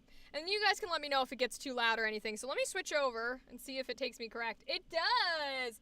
Alright, guys. We're going to continue where we left off on Mr. Baten Kaitos here. So for folks who were not here with us on Wednesday and weren't lurking, this is my favorite game. It's a game you've never heard of. Nintendo did a remaster. Unfortunately, Japanese voice acting only, not the English dub. So we have voice acting off so that I can dub it myself and read it out for folks who are listening instead of watching. But it is my favorite game. The basic plot is we are some sort of spirit or guardian of the main character's heart. We named ourselves Lemmy for lemons. The main character is Soggy. He is a special type of person who talks to these spirits. He has a puppet best friend that people think is a robot or an android, because in this universe, androids and robots, or in their terms, pro machina, for machines, are very prevalent. So people thinks that what she is, but she's actually not. I might have seen this game before? There's no way. TK, really? Because that's fire if you have. We had someone stop in earlier on YouTube when I was still chatting who has played this game before. I was like, bro, I've never met people who know what this game is, let alone have played it. And that's okay, because I'm not expecting people to. It wasn't super big. I'm surprised they ever even remastered it. That shit's wild to me. But I'm glad that they did, because here I am, I'm playing it. I have so many different copies of it. But I can explain a little bit about it. So it's real-time, card-based mechanics. And we will keep going. Ooh, and this is an update. I do not think these were a thing in the original game. I could be wrong. If they might have been, but I don't remember them. So, Gilo is the name of our puppet. You might recognize the name Gilo because that's the name I go by on like every other platform when I'm not doing professional things. It is from this game. So she's my favorite. I love her. She's got a mixture voice, so it's both a male and female that say her lines at the same time. So she's technically kind of a they them. I just use she because it's all of the pronouns. Sagi's behavior is peculiar of late. He'd mentioned having strange dreams. Could that have been the cause? But Sagi, that Gelda blame fop, was right. We won't escape easily, and I don't want to return to Sheraton if it means going through those woods. Oh my god, I don't want to go through those woods either. Wait until you guys see. Alright, so, when we were playing this earlier, we actually ran into a glitch in the remaster. These guards that are walking around are supposed to fight us because we are a fugitive who has been blamed for killing the Emperor. But we were just glitching right through them. Yeah. See? He's not fighting me at all. So this is a remaster, at least for PC. I'm playing the PC, not the Nintendo Switch version. That they just don't fight us in this world, which makes it significantly easier. Unless, of course, I accidentally have... Oh... It's not a glitch, guys. I'm just an idiot. I have no encounters on. So no encounters is a remaster feature that they did to when they remastered it, where you can turn off the world encounters. Now I'm gonna be a little dick, and I'm gonna keep it off, because they were right to add it as a feature. I don't want to fight every single fucking guard here, so I'm not gonna. Oh, how did I open a log? What the fuck? Oh, I'm clicking buttons where I shouldn't. Okay, I want the treasure. Oh, Ice Claw! We love that. So this is on our way. You'll also see I sped up game speed. It's at 200, so he runs a lot faster than he does on the GameCube. But that's okay. Oh no! Alright guys. It's cutscene time. Here we go. I'm gonna turn it up just a little bit. So, we are about to introduce someone also special. If you guys remember from last week, the first game in this series, which is technically a sequel to this one, because this is the second game made, but it takes place before the first game they made, so this is a prequel. The first game they made, you have like 8 different characters that you gain throughout the course of the campaign. You can choose whoever you want to put in your party. They all had different decks and mechanics. It was really cool. Unfortunately, for this game, for whatever fucking reason, they took out all of those characters, and you literally only get 3. That's the max you can have in your party, and you don't get to choose from a bunch. You only ever get 3, and you stay with those 3. It's a little annoying, frankly. I've not seen this. No worry, TK. No worries at all. But we are about to meet our 3rd member of this party. I hate this character with every fiber of my being. I don't hate them quite as much as I did when I was a kid, because internalized misogyny, but that's okay. We can still hate them. So here we go. I triggered a cutscene, which is why I was like, oh, when I walked down here. I don't know that I was supposed to trigger this cutscene yet, but it's here, so let's do it. What did they send? The whole army? Well, this certainly is an interesting development. Look, Sagi, the soldiers came to wish us a happy getaway. All right, I'm sorry. But hey, we're not gonna get anywhere moaning and groaning about it. Break through and head for the liner. Try not to fall behind, Gilo. I know what to do. We'll see who's falling behind who. Oh, I didn't mean to trigger this cutscene. Oh well. Oh well. Alright. I want to get rid of that potion. I want to get rid of that cost. And then I want to go for Gilo here. We're going to after that. We're going to... Sword. 1, 2, 3. And then Gilo, we have enough level to do her fire wheel. So the only thing that sucks about not having English voice acting is my brain is coded in all the English voice acting. So you guys aren't hearing any of it, but in the battles, they would say out, like classic RPG, the names of the attacks and other things. So like when I click fire wheel, all I hear in my head is Gilo's voice actress going, fire wheel! Or like when Sagi does his, it's cliff sunder and things like that. They do have an option to turn on, like, the Japanese ones, but unfortunately, you can't turn on, like, just the battle ones. Because I don't want the original, I don't want the Japanese voice acting for the, what's the word I'm looking for the cutscenes, because I want to read the cutscenes. But unfortunately, you can't just turn on the battle ones, otherwise I would. You win. Now what's okay, wait, this is unfortunate, because on Wednesday, the voice was still saying, oh, you guys can't hear it because I didn't turn on desktop audio. That's my bad. But on Wednesday, the you win and the you lose was playing. That's sad that it's not playing anymore. Aww, that makes me very sad. I love the you win and the you lose were in English, even with the Japanese voices. Oh, I want those back. That's sad. Oh well, it is what it is, I guess. We'll fire wheel him. Seems to be a pretty easy fight from what I can tell. Fire wheel! Yeah, we're dealing 99999 damage. I'm not sure why we're doing that. Maybe it's because it's a cutscene, so they want to make it so we can't lose. Gilo's gained a level, that's good. Maybe that's why the voices also aren't happening, because it's a cutscene. That could be it. So, unfortunately, even if you win in these cutscene fights, it doesn't matter. The plot's gonna progress. Soggy! Ugh. Ooh, it looks gorgeous, though. Here she is! She ready to kick some ass! Let's go! This is our third and final character. Who are you? Heads up! Look at her bounce. Listen, I hated this bitch as a kid, and I still think it's fun to make fun of her. But I will say I have much more respect for her now that I am, like, adult territory.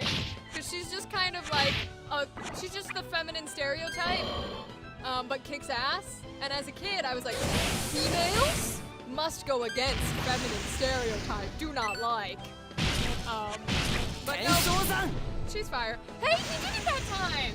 You guys heard that he did the special Ten Sosen. That's the Japanese one for Ascension. I wonder why they're not doing the other ones. Like, I'm not getting my you wins. That's sad. Maybe it's because I have some of those auto functions on. Uh-oh. Uh-oh. One of our villains is here. Out of the way. You're obviously not up to the task. Giacomo! I love his fucking music! This is very World Ends With You. This soundtrack for Giacomo is straight out of World Ends With You. Soggy, I presume? What a disgrace. I'll see to it that the service's tarnished name is washed clean. In blood. Oops, I'm playing. Okay. Yeah, I don't care for that round. I don't care for having these up. I don't like that. Oh, and he's already dead. He's so fucking weak that he's already dead. Okay. Ugh, you're good. That's fine. You may have won the day, but I assure you, I'll be back to settle the score. Can I do it in the cutscene? Yeah, I'm wondering. Oh, it won't let me adjust. Auto battle's on, instant KO is on. Oh, it might be because I'm so overpowered that it's instant KOing me. Okay. Soggy, your name is marked. Okay, Giacomo. Limp away, Giacomo. Get out of here. Ooh, we got Fulgadrum. I love Fulgadrum. Her English voice goes, Fulgadrum. I love that attack. Hell yeah. Alright, Millie joins the party. Phew, it looks like they gave up. Talk about unfair odds. I don't know how I do it. Fucking bitch. Who? Milliard. That's my name. Milliard. But you can call me Millie. Okay, Millie. But why did you rescue us? I just can't bear to see weak people getting picked on. Fuck you, bitch. You looked so defenseless, surrounded by Imperial soldiers with nothing but a ragged puppet to call your own. I couldn't bring myself to stand by and do nothing. But I'm getting ahead of myself. You're planning to board that Skyliner, right? If you don't hurry up, the liner will be gone and we'll have more soldiers to deal with. Come on, let's go. The wench thinks she's coming with us. Well, she may have a mouth, but she did save our lives. She can't be that bad. That's what you think. That's what you think. What? Really? You don't like her, Lemmy? Nah, fuck that bitch. Fuck Millie. Take a closer look. You can see the sinister motives written all over her face. Hey, I heard that. Stop chattering and get moving.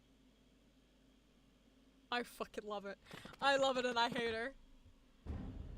Alright. Question is, are they gonna let me turn around? Yes. Yay! Okay, so I don't have to go away yet. Because this is our shopkeeper. And ooh, actually, hold on. Let me put some stuff in junk before I do this, because I want to sell stuff. And also, I'm going to try and, I'm going to turn Instant KO off. And maybe that'll turn my you win, you lose back on. I'll keep on no encounters for now. But it's funny that it wasn't a glitch. I was just a dumbass. I love that. Okay, so let's go into our deck of cards and let's see what we can junkify. So we don't need all of these new things in here. We can flame it or we can thunder it. I think either one is fine. Boost turnover speed, increases turnover speed. Okay, what does this one do? All right, so that one doesn't have any effects on it. So I'm gonna take out, I think, the fire one. I know we've got a lot of fire themes in here, but because it doesn't do any extra details, we could keep her Ice Claw if we want to. Let's take out the sorcery, because we don't need sorcery. Sophia.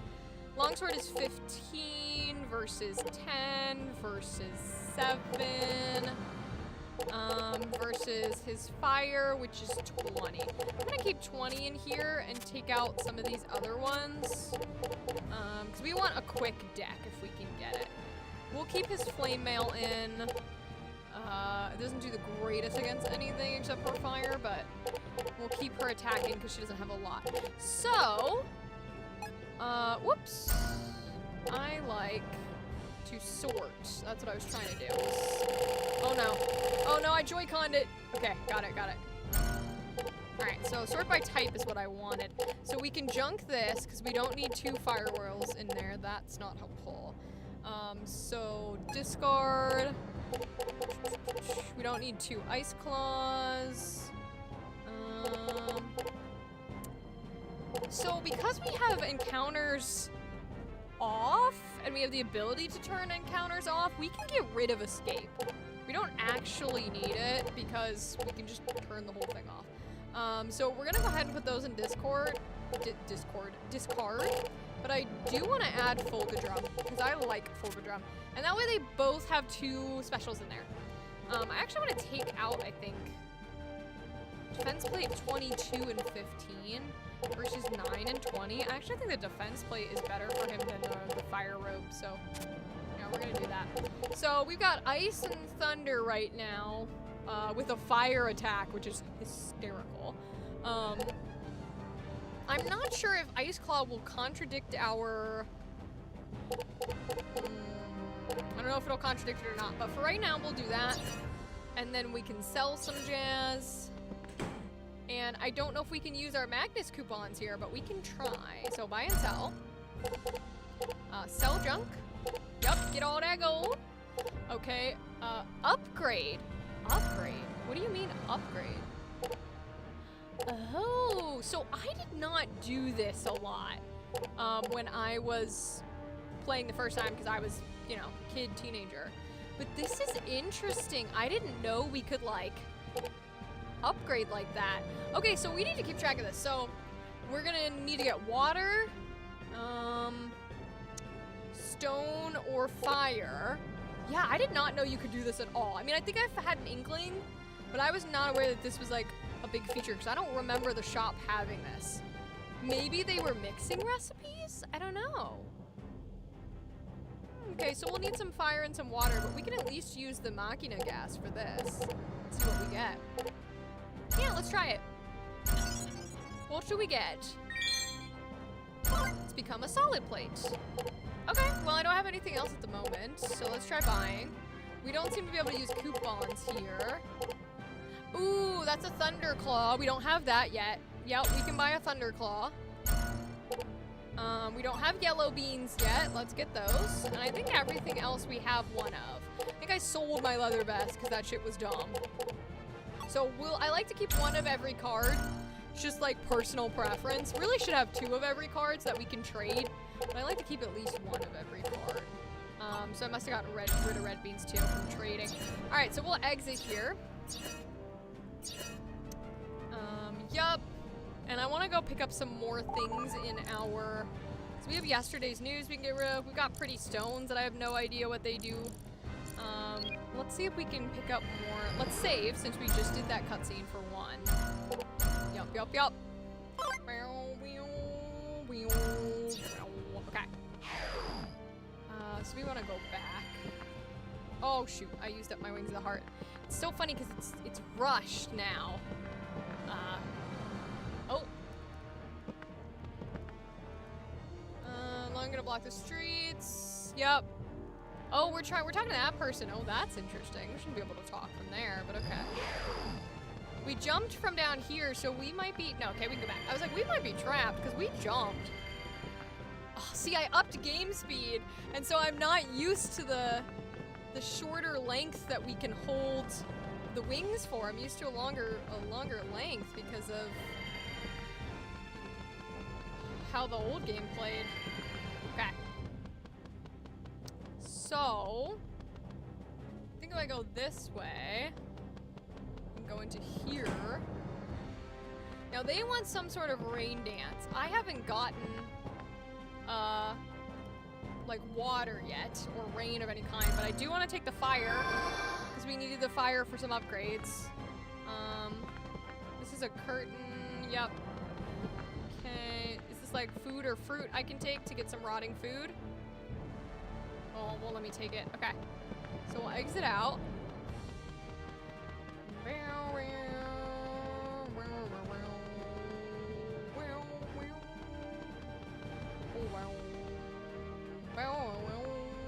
This is sparking. What is this?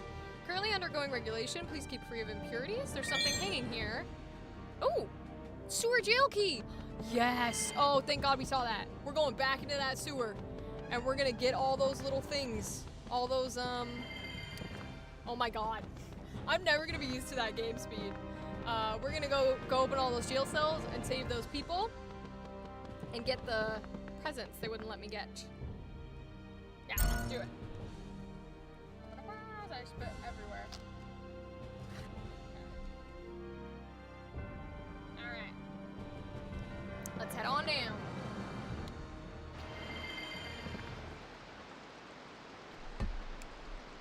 Now let me just double, triple check here.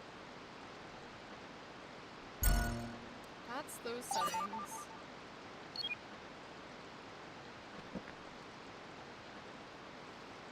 How do I get to my other settings, my options? I do not know. Okay. Jail cell. Nice.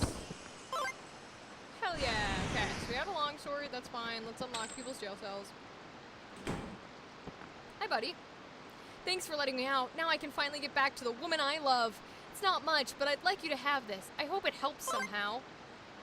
It doesn't, but thanks. Well, be seeing you. Come visit me in Mintaka sometime. I'll introduce you to my girl.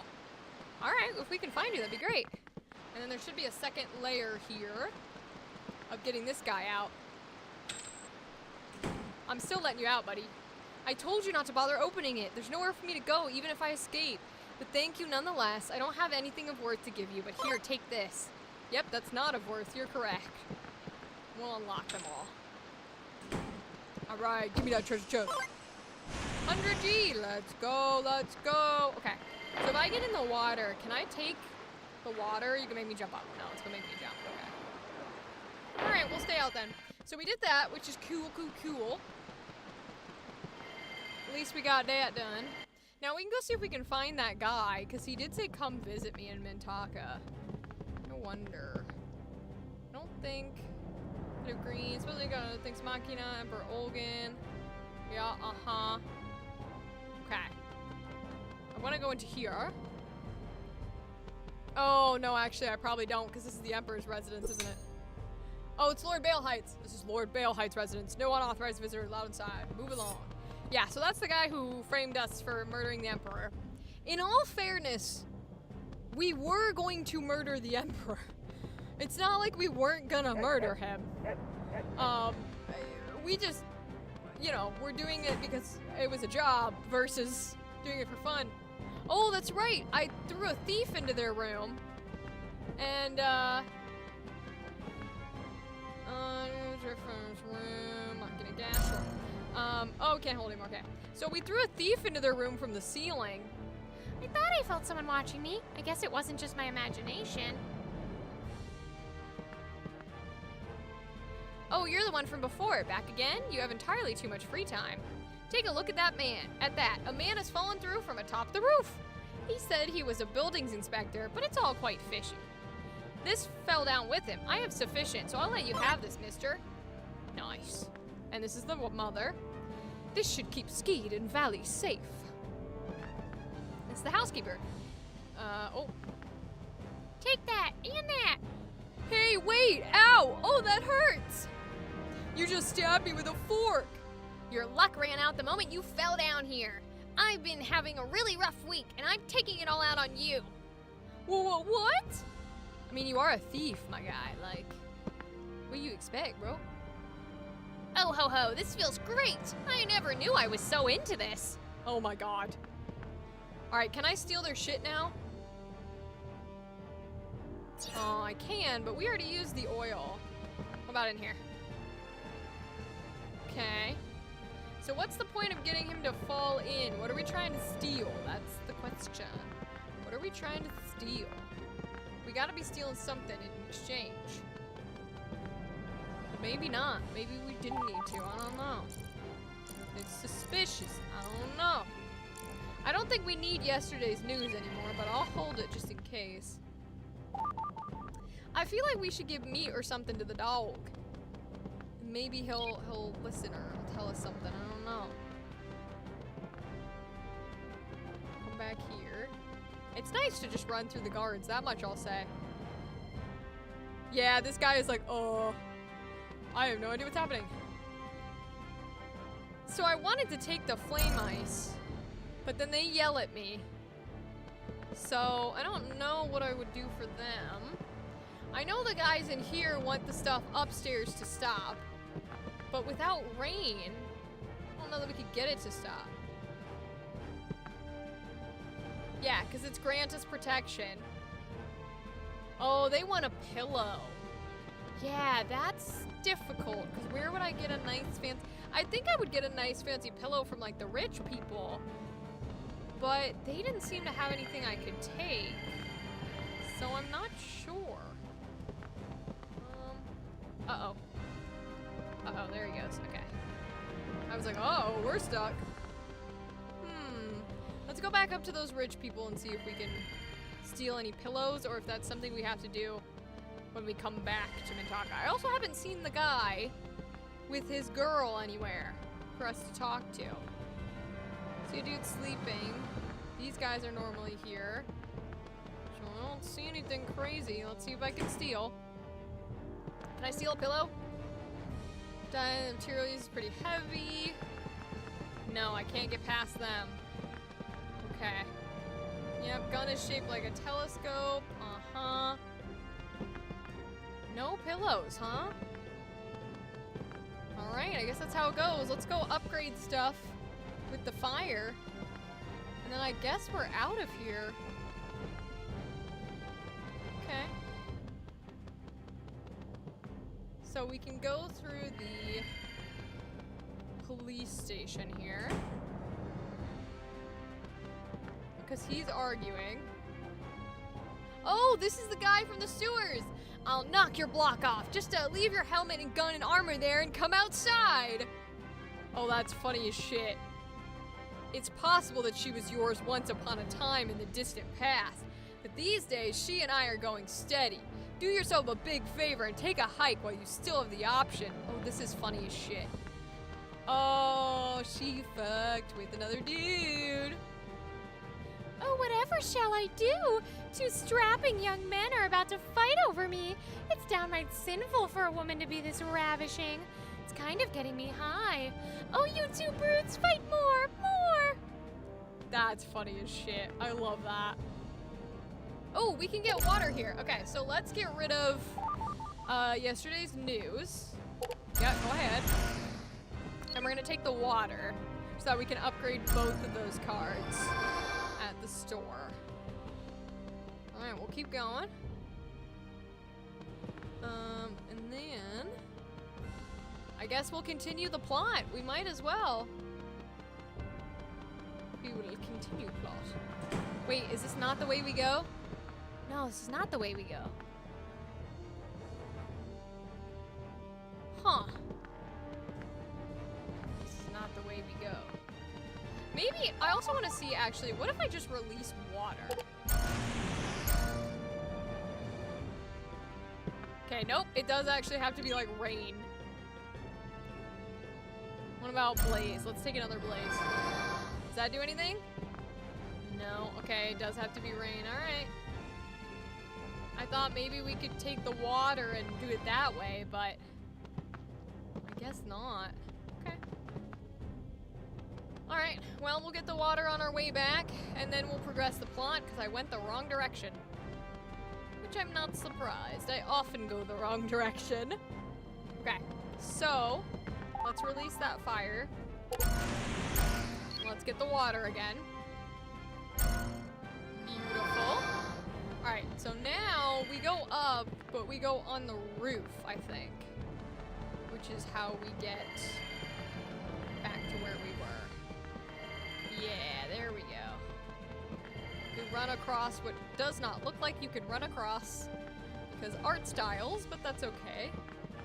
Then we jump down. And this is our shopkeeper. Okay. So, let's buy and sell and then upgrade. So, we can upgrade the longsword or the Sophia with fire. Oh, what kind of water is that? Oh, pristine. Okay, so our drinking water's not helpful there. Okay, well then let's upgrade. Ooh. Let's upgrade. I try not to use Gilo with physical because she has so many magic attacks. So let's upgrade the longsword. Yeah, let's do it. See what we get. Ooh, no, that's good for now. We can leave. And let's open our deck so we can see what we got. Whoops, wrong deck button. Okay. So, right now we have him on a fire, which is 20, which is pretty good. What about the sword we just got?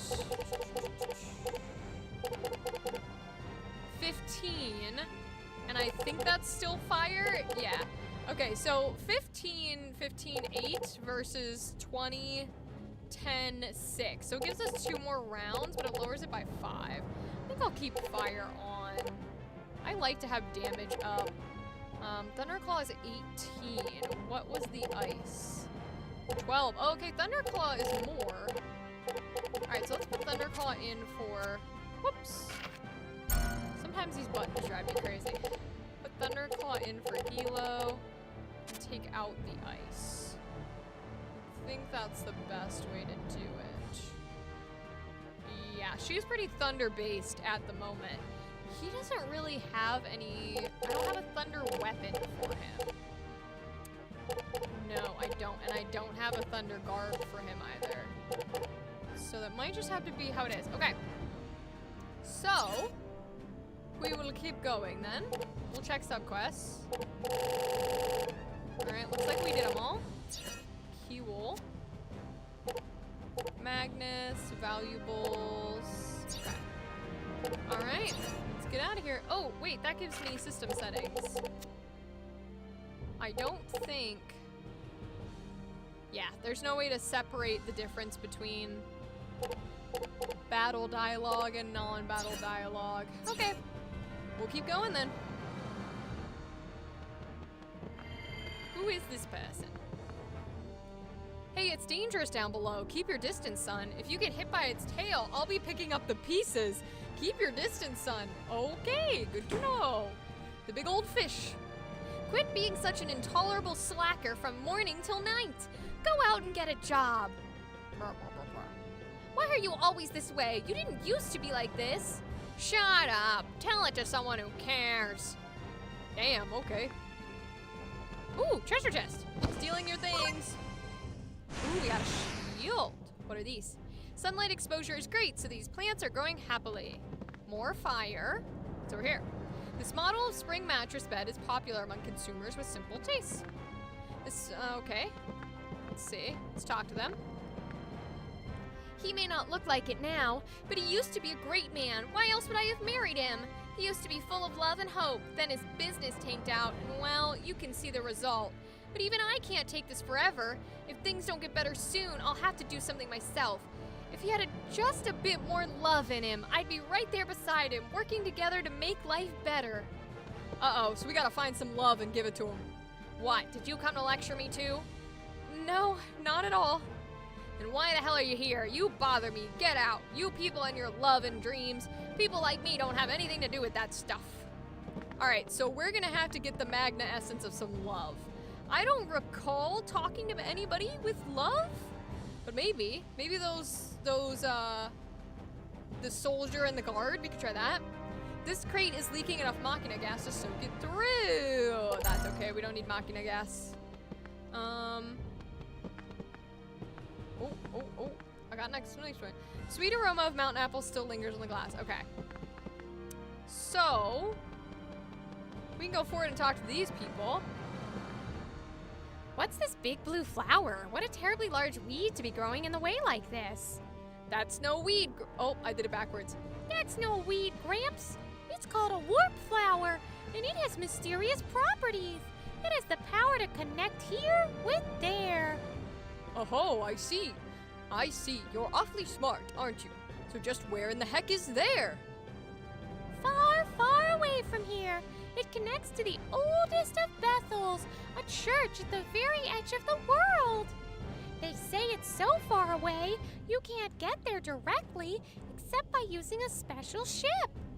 These flowers have been set out so that even people without a ship can go to offer up their prayers. Well, is that so? You really are a smart little devil. Yes, so we've been in one of these before. They do, in fact, save, but also go to the endmost Bethel, which we have dealt with before. Now, will they let me open this chest this time? Dang it, I still don't get to open the chest. All right, let's talk to our Bethel guy. We raised a few levels, so we might be able to up our class. Boo. All right, so no class ups. Are we able to purchase auras? Dang, okay, so nothing for us to do here at the moment. So we will go ahead and return the way we came. Oh, they're gone. The peeps are gone. Only Millie is here. Crazy. This device is used to safely guide the Skyliner into place when docking. Cute. So what does this guy say? This is the Skyliner to Hassela. It will be departing shortly. We ask all passengers to make sure not to leave any possessions behind when boarding the Skyliner. Hi, Fox Daddy. How are you? How are you? Welcome, welcome. We are once again playing my favorite game. I don't think... So I'm going to go back and double check if we can find the Magna Essence of Love at all. I don't think we can, but I'm going to try with those, the lovers. Now that we have the possibility Like, we talk to the people. I'm gonna go see if there's magnet essence there. If there's not, we'll keep going. I just got back from my convention. No way. How was it? Was it fun? What was it like? Tell me the experience. I want to hear all about it. Like, genuinely, I want to hear every little bit and piece. You better tell me everything. Don't spare any detail. I want to hear it all. As I try to climb this with the little icon. It's supposed to show up. Come on. Oh, I missed it. Oh. Come on. There it is. Oh, fuck. There it is. Okay. It's very precise on where I have to hit it. But I want to hear all about it. Fox Daddy, tell me everything. Everything indeed. Okay, let's go back to those soldiers, guys. It was fun. I got to moderate a few panels and met some cool people. Hell yeah. What kind of panels did you moderate? Were they like Q&A? Were they games? Were they like, you know, drawing? Was it interactive? What was up? We talked to these guys before. Just double, triple check in. Some more chocolate. Okay. Let's see if she's got any love in her that I can take. Okay, doesn't look like it. Maybe this guy? He wants girl. Yep, he's saying take your guns and stuff outside. Alright, so that's a no. Alright, so we'll go and we'll continue the cutscene then. I even got to talk about a Personas at a panel. Ooh, that's exciting. We love Persona chatter. We love it, we love it, we love it. Okay. One of the panels was a Disney sing-along, and another was talking about 100 years of Disney. Oh, that's fun. Wait, Disney sing-along is so cute. Oh my goodness. Aww. And 100 years of Disney. So that was like, was that sort of going through the different cartoons and like media they've done? Or was it more like new things on the horizon? I assume it would be going through the media they've done. I don't know. All right, let's talk to Millie. Looks like the ship is about to leave. Shall we go wait on board? Let me check. I'll do the classic speedrun Google-ness. Going to see if we missed anything. So let me check while we're here. Let's see. Are there things you can't complete in your first adventure in Mintaka in Baten Kaitos Origins?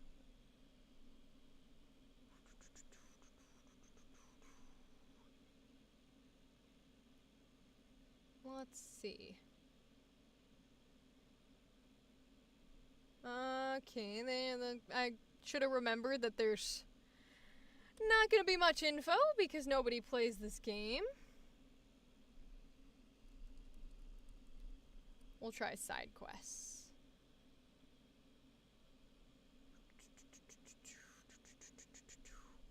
Everybody at the sing-along was having a blast. We sung a bunch of songs. Yay! The 100 Years panel was me and a few panelists talking about our experiences and sharing our thoughts. What kind of experiences? You mean like favorite movies or movies that impacted you? What kind of experiences? That is interesting. Okay, let's see.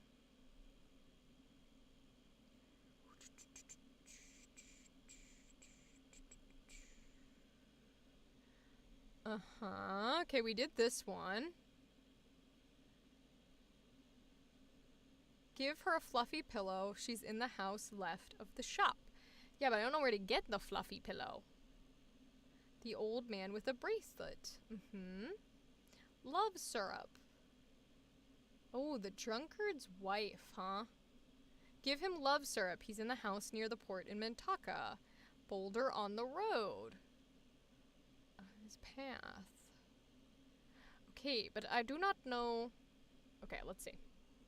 Let's try where to get fluffy pillow. Baten Kaitos Origins. Oh, okay. So they're mixtures, they're recipes. 2 cotton cap fruit. I have no idea. Cotton cap based. Okay. Don't know where we get cotton cap based, but okay.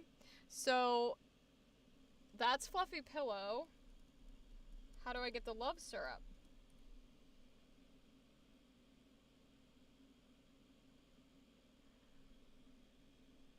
None key val. Okay, so some of these. Yeah, okay, so they are ones that we can't get on the first go through. Alright, just double checking there. Our favorite movies and characters and what got us into Disney and how the company has been a part of our culture for so long and so many generations. Aw, that's really sweet. I like that.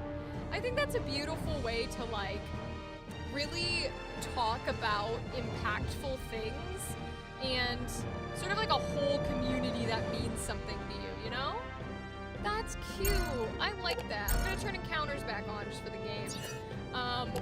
But that's cute. That's amazing, Fox Daddy. I'm glad you had fun at your panels and that you were able to mediate everything. And there were nice people there. Aw, I hope you get more in the future. Are you applying to more conventions? Because you should apply to like anything in your area and ask if you could help out by moderating or, you know, being press badges or anything like that. Because I think you would be surprised how many conventions like are interested in having you there and doing that kind of thing. We had elderly people, young people, and people our age. Hell yeah! I mean, Disney is so like genuinely Disney has spanned for so long and so many generations that makes sense that you would have like a whole group of people, probably some who didn't even know what the varying, like, what's a current movie? The older people might not know that. What's the old movies? The young people might not know that. So it'd be cool to like introduce people to maybe things they haven't seen. That's kind of fire. I like that. Gilo, time to go. That the wench is actually coming with us. I fucking love Gilo so much. There's a line she says on this ship that is my favorite of all time. All clear, the Skyliner bound for Hasala is ready for departure. Last year I went to a convention almost every month. I was running around so much, it was great. That is my dream, is to be going to a convention and doing things and hosting every month. Oh my god, I would love that. You gotta get back to it. You gotta start reaching out to conventions and asking them because I think they're all about it. And here we go on our giant skyfish. Giant skyfish is leaving the air. There we go. There we goes our ship to Hasala.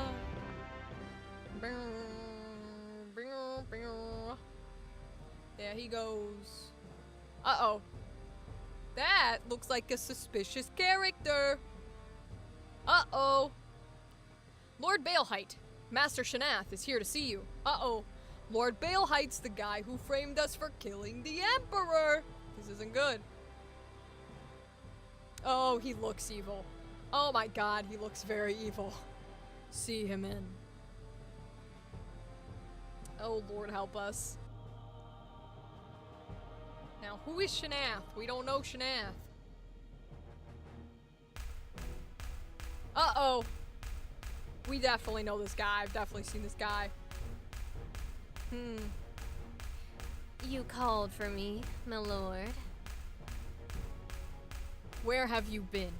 I thought I told you to stand by during the operation. My apologies. Adjustments to the continent's levitation system took longer than expected. Olgan was killed. Pardon? I said Emperor Olgan is dead. Then that boy did it? No. According to the officer assigned to the operation, the Emperor was already dead when they arrived. What's more, the list has been stolen. It had to have been someone else's doing. But does it really matter, my lord? The Emperor's death is hardly what I'd call bad news. I needed him alive. It's too soon to reveal my hand. Okay, so they were not expecting... Okay, They were not expecting him to actually die. They didn't expect Soggy and Gilo and us to be able to accomplish it. They probably expected us to die and or to just stop and get them arrested for trying to attempt it, and then that would be the end of it. But someone other than our villain here, Lord Balehite, killed the Emperor. Which isn't good, because that means that we might have multiple villains. This year I'm going to take it easy on the conventions. Last year I was going all the way out to Vegas for stuff. Oh my gosh. I could see wanting to take it easy on conventions since you were doing so much last year. Well, that's fine. That's totally cool. That means you just enjoy more the little time you have at certain conventions. Oh, I'm so glad, Fox Daddy. Congratulations. Live and breathe in it. Love it. That's amazing. Oh my gosh. Oh, I have a packed week, so I feel like the energy of like, oh my goodness, I gotta do so many things. But yeah, oh, cute little Vixies, I love it. It's so cute. You also didn't get back too late, which is pretty good for convention time. Convention time usually puts you back pretty late. I love the outfits in this game. Every JRPG has great outfits. No. The operation was a complete failure. Olgin is dead, the boy has escaped, and the list is gone. Okay, so they didn't want Olgin dead. They were just trying to frame us to capture Soggy. My guess is probably because Soggy was a spiriter, and they were going for some sort of list that is also now gone. Shall I chase him? No need. I've already made arrangements. What I want you to do is look into why the boy was able to escape with all that was going on. If I had to wager a guess, I'd say Varys had something to do with it. Yes, me lord. I'll look into it immediately. One more thing. During the operation, we found one. Uh-oh. But none of the soldiers involved in the operation are on our list. Precisely. Which means it must have been someone from the missing list. So, did they secure it? Yes. A soldier named Valara brought it in. At any rate, Olgin's death has hastened the need to act on our plan. May I begin with Diadem and Sadal Sood then?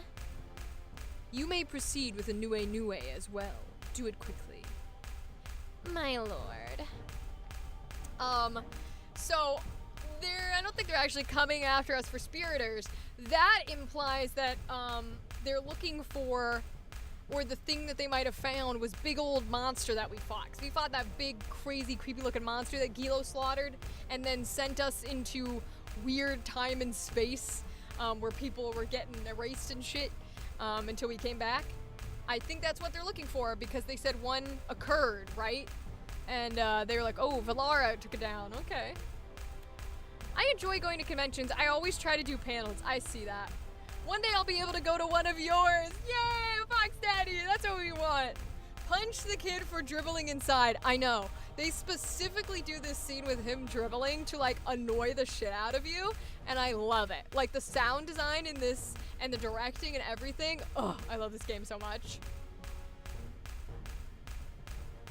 Dun, dun, dun, dun, dun, dun. Come on, we're going home. I fucking love it so much. Spiriter. It's trouble that follows him, not a spirit. Ooh, are we trouble? Are we trouble, not a spirit? Uh-oh. Oh, it's our bitch. We hate this bitch. Wow! So this is what it feels like to soar through the sky. Look, look! The lights of Mintaka are so pretty! You two should come see this. So, wench, why are you following us? Oh! Hey, look! Aren't those the mines of Aza? They're so lively. This is my favorite line. This is my favorite line in the game. In English, it's usually dubbed, but this is my favorite line ever. She goes, Soggy, can I eat her? I fucking love Gilo. We love our puppet woman. Oh my god. Such fucking quality. Soggy, can I eat her? It's not, you gotta be clear, you gotta go, Soggy, can I eat her? What did she mean by that? She actually literally does mean eat her. She is kind of like a magical puppet being, so she probably literally means cannibalism, even though she's not a human, so it wouldn't be cannibalism. But I fucking love that line. Now. But I'm on her side. I fucking hate Millie. I hated her as a kid because she's like very feminine, and I was very like, You feminine girls, gross, nasty. Nowadays, I enjoy her a little bit more, but still, fuck that bitch. Like, if Gilo doesn't like her, I don't like her, because Gilo's my girl. Hey, Millie. Once we get to Hasala, we'll be heading for Sheraton. What about you? Me? Well, if you're heading for Sheraton, then I guess that's where I'm headed too. Oh no, you're not, wench. Why are you following us? Now, is that any way to talk to the girl who saved your life? Anyway, I know it's not very ladylike to say this, but I'm the only daughter of a wealthy imperial family. Agreed. Not very ladylike at all. Do you want to hear this or not? Gilo, let's just listen to what she has to say. Fine. Nee. I fucking love her. Nee. So you see, I'm what you might call a sheltered girl. Oh, you know the rest. The sheltered girl usually winds up running away from home, right? So I took a page out of that book and put all I knew behind me. And that's when I stumbled across you two and your little predicament. All I want is to see the outside world. Please take me with you. You don't mind, do you? Yes, I fucking mind. Fuck this bitch. Kind of. Yes, we do. Good, that settles it. Thanks for having me along. God damn. Oh look, we're almost there. Time sure flies when you're chatting. Sheraton, here we come. Methinks the wench's ears might not be working. Yeah, I guess not. I fucking love them. Oh my god, I love this game. Don't say I didn't warn you. Aw, what's the harm? She's all by herself. I bet she feels so helpless. Helpless? Oh, that explains how she trounced the same soldiers that had us at the ends of their blades. You could drop a ton of bricks on her and the bricks would be helpless. I love her dialogue. God damn. Look, we owe her for saving our lives. Stop grumbling, okay? Come on, Gilo. Fucking love her so much. All right, treasure chest, give it to me. We got an herb. Boo, we don't want an herb. Hello, people of the hometown. Oh, Soggy, it's been a while. Welcome home. I hope this means those wings will be coming out. I'd better wrap things up here and hurry back to Sheraton. I saw a balloon gator on my way here. They deflate if they run into any thorns. But for whatever reason, they still like living in thorny places. It's such a mystery. What a tasty smell. These are mountain apples picked just this morning. And from Sebelrai, no less. You're a pretty gal. I'll let you have one free of charge. Apples this big are usually pricey, you know. It's really all right? Soggy, they say Sebelrai's mountain apples are great for the skin. Yep, we will take the mountain apple. Thank you, thank you. Nice. All right, let's talk to this bitch. I've received some rare imports from Alphard. Interested? Yeah, let's have a look. Really? From the Empire? Like what? Oh, goodness. It looks like you don't have any blank magnets free. All my wares are sold as magnets. Oh, okay. I'll get rid of some in a second. Let's see what they've got. This overstuffed bag of nuts has burst to seam, spilling its contents on the ground. Oh, no. Let's talk to this guy. My daughter and her husband are bringing their kid home to visit soon. Ooh, I hope they hurry. Cutie patootie. A fine mist limits visibility considerably today. Alright, let's talk to this guy. This place is pretty quiet except for liner traffic. We barely get any customers at all. If we could cultivate yester beans, we might see more tourists, as if that were easy. Cute, cute, cute. Alright, let's clear up some space. We don't particularly need the drinking water, so we'll get rid of that. And let's see what this person has. Yes, I'm interested. What are they? Machina gas, spark shroom, jolt shroom. Nah, we don't need those right now. What do they have? Oh, not what I'm... Oh, I'm skipping dialogue. You used to run home crying, huh? Hey, I think that's enough embarrassing stories for one day. Excellent. This box holds Hassela brewed refreshments. Travelers tired from the long flight can help themselves to a drink. All right, let's go into our hometown. Oh, that's right. We have to go through the Thornwood first. Nusakin, Thornwood, West End.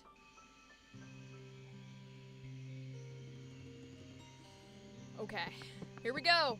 Nusakin, Thornwood. How long has it been?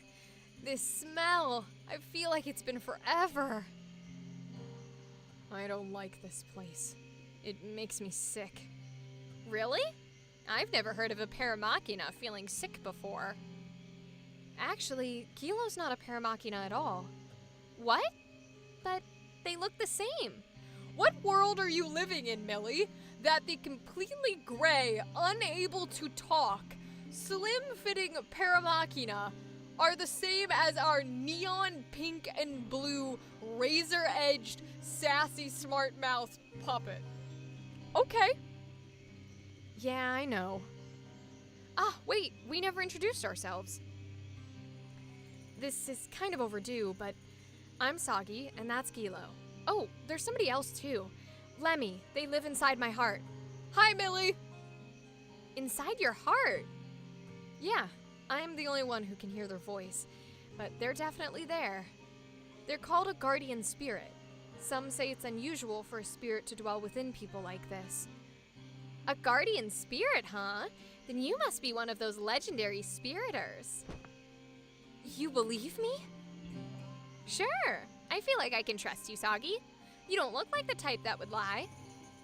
You're not lying, are you?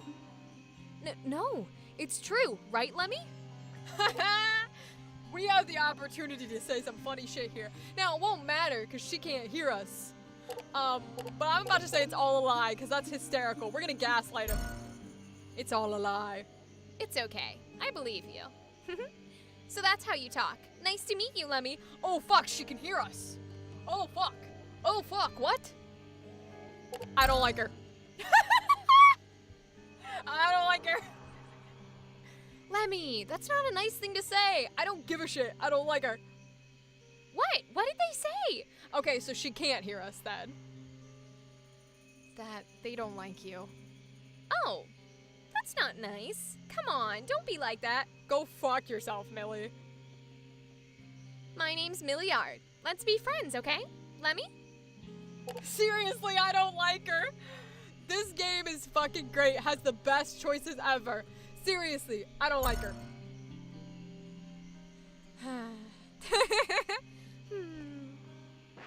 Soggy, enough standing around. I want to get out of this place. Okay. Hey, thanks for believing me. And I never did thank you for before. Thanks for bailing us out back there. Well, you don't have to be so formal about it. It's embarrassing. No, I really mean it. Thanks, Millie. All right, off we go. I do not care that those choices just made battle harder for me. I don't care. I fucking hate that bitch. I want this chest. Fate's cordial, hell yeah. All right, into the woods we go. Into the woods. All right, so I want the chest over here. Uh-oh. Why do I get the feeling? Oh, he springed out. Boo. Oh wow, this is a shitty hand. They weren't kidding. They weren't kidding when they said they were gonna give me shitty cards based on my choices. Damn. Get rid of Fate, I think. And we'll get rid of Gilos. We'll have Gilo will it, and then 1, 2, 3, 4.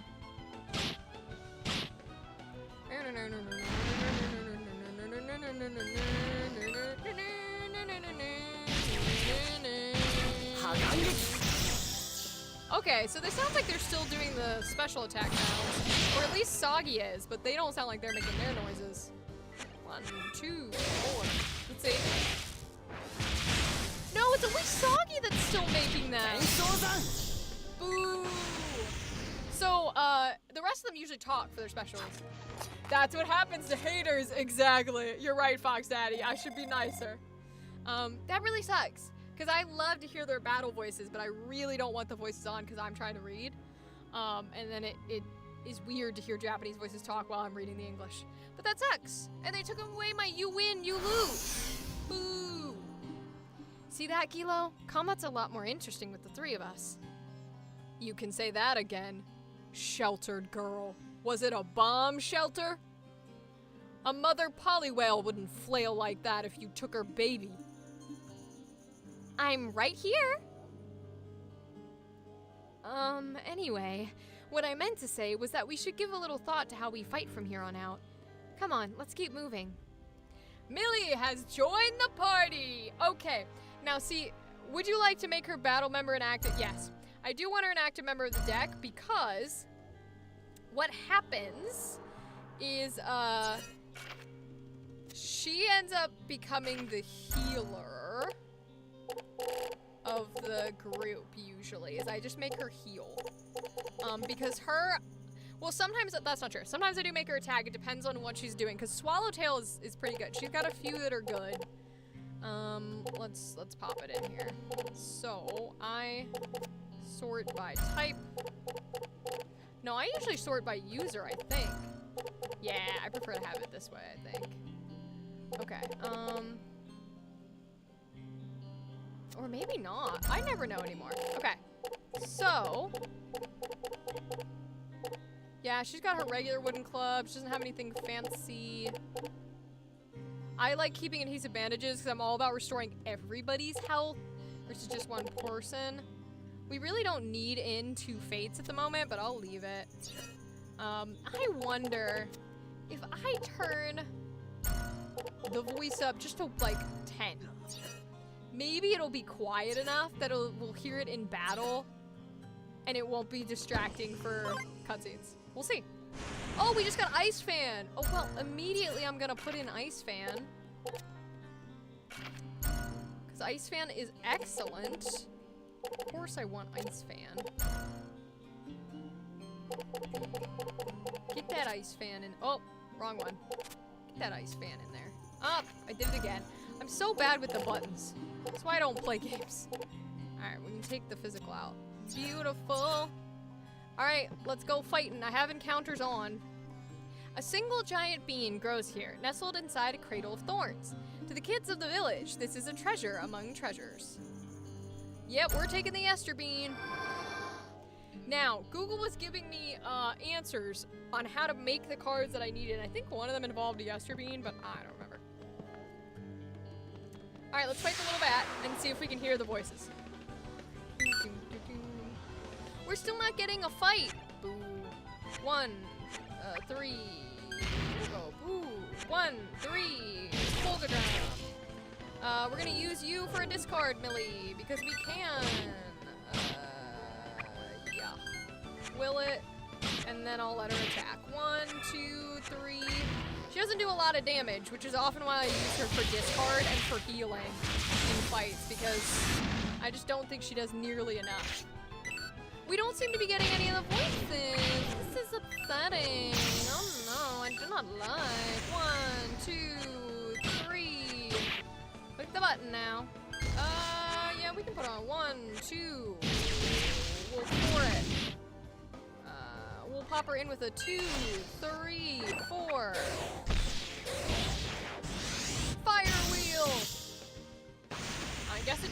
anything. Alright, I'll keep voices off then.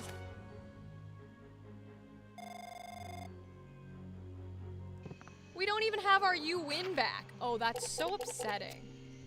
That is genuinely so upsetting to not. Oh, because I didn't save it. Alright, we'll try it. We'll try it in the next fight and see if we hear them. Because I would really like my you win. You lose. Can't believe it's English, even in the Japanese version. The thorn bridge is all withered. Back in the day, you could use it to cross, but it doesn't look sturdy enough to hold our weight now. Do you have any ideas? Yeah, we could pour some water on it, I'll bet. Whoops, I didn't take any water. Maybe the yester bean? Hey, nice, nice, nice, nice. Yester bean strengthened it. Hello, Mr. Monster. All right, let's see if we hear voices. Doom, doom, doom, doom. We didn't get fight. Boo, we didn't get fight. I'll let her have that. 1, 3. Millie can discard. We'll go sword. 1. Millie can discard. And I'll let her attack. 1, 2, 3. Then we're gonna go 2, 3, 4. Oh, we got him just a tiniest bit. 1, 2, 3. Cliffs under. Okay, okay. It does bring back the battle voices. So we'll turn it up a little bit. Oh, is she poisoned? Well, that's not exactly helpful. Healing done. Am I actually gonna have to start caring about battle? Has it actually gotten difficult? Whoopsity, whoopsity, whoops. Oh, 3, 3, 3, 3. And then Folga Drum. I'm gonna shield it to Ascension. We'll MP it.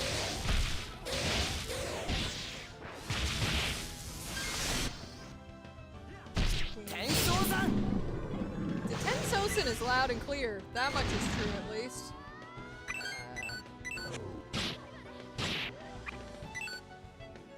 I'm gonna let her go 1, 3, 4. We'll give the heal on Millie. We'll go 1, 3. Oh, he dead. Okay. At least she heals. Oh, is he not dead yet? Oh, unless there's still someone alive. Okay. Okay. Now they're dead. Now they're dead. Oh, wait. I think I heard the you win. All right. Well. Unfortunately, I'm gonna have to keep the voices on to some extent, even if I'm talking over the... Even if I'm talking over them in cutscenes, because... I really like... I heard it was pretty low. Yeah, the problem is there's no separation between battle voices and cutscene voices. And I don't necessarily want the cutscene voice to play because then it's them talking in Japanese and me talking over them, which can get frustrating. But I want it in battle. Even if I don't understand what they're saying, the battle voices make it not seem boring when you're playing. So I'm turned it up to 30. We'll check the next battle and see if that's loud enough. I do want to go down here though and look at these areas. So let's walk through. Oh, I guess that's where I was supposed to go. Just what is that gator up to? Oh, it ate a yester bean. Oh, it ate it up and ate that bean. Your mother always said they were high in nutritional value. I don't like that gator's attitude. Look at that stupid way it jiggles while it laughs. Ugh, how offensive. Well, we don't need to start picking fights with the local wildlife. Let's just hurry through the wood and get to Sheraton. Nah, we're fighting everything. Let's go, fight me. Oh! Oh! It just rolled away. It just rolled away from me. There's no sign of another bean going back. We can take the bean back if it comes that, but for now, let's press ahead. No, it just rolled away from me. Are you kidding? I want to pop that thing. This ball of thorns is made from a tangle of briars rolled together. Those prickles look painful. Yeah, I want to pop that fucker. So here we go. I'm gonna exit the scene because I think he'll be back. Oh, he won't be. Okay, so maybe I gotta pop him this way. I'm gonna run at him. Yeah! We just popped him. We just popped the balloon gator. Oh, it popped when it hit the thorns. What a way to go. But at least we got the bean back. That's fucking right, we got the bean back. That's my fucking bean. You can't have it, you little balloon. My bean. Mine. Okay. There's also a person in the middle of those woods. Alright, let's see what the voices sound like if they're loud enough. There's the fight!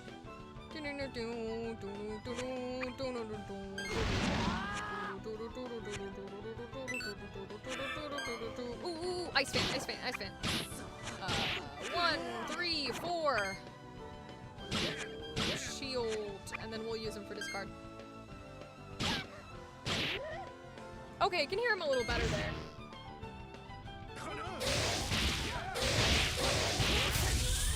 Oh, interesting! So in battle, Gilo's attack, like, sound noises are the male voice, not the female. That's cool! I love that! That's a really cool detail.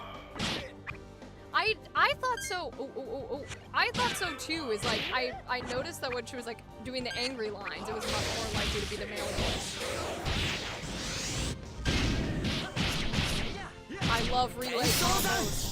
10 Solson. It looks like the other ones don't say the names of their special attacks, which is interesting because in the original English dub for GameCube, they absolutely say their God damn it, fucking Joy-Con buttons. But they absolutely all say the names. Delete. Yay, we got the you win. You win. All right. I love that. I'm gonna turn it up one more. And if it's too loud for cutscenes, then we know that we can keep it at 30 and be okay. All right, let's keep going. Uh-oh, why am I stuck?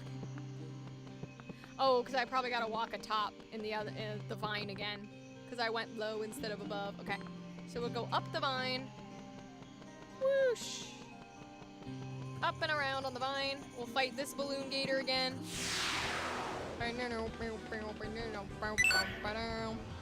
Okay, sword, 2, 3. And 2, 3, 4. Relay. I'm clicking the right button, but it's not letting me. 1, 2. We'll put on shield here and go 1, 3. Oh, I'm hearing the level 1 too. That's good, that's good. I'm using my R button, but it's not letting me relay.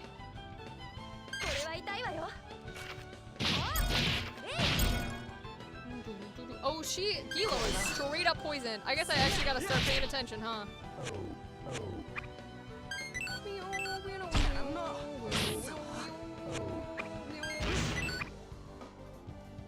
Alright, I'll let her attack. 1, 2, 2.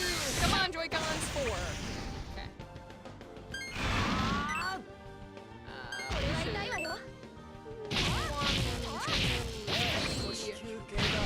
Ah, she's dead. Okay, we'll. Oh, we need to face cordial. Oh well. Boy, they sure do target her, huh? Pop potion. 1, 3. Come on, Joy-Cons. God damn it. God damn it. Alright, 1, 3. Ascension. Cliff Thunder. Let's get our girl back up.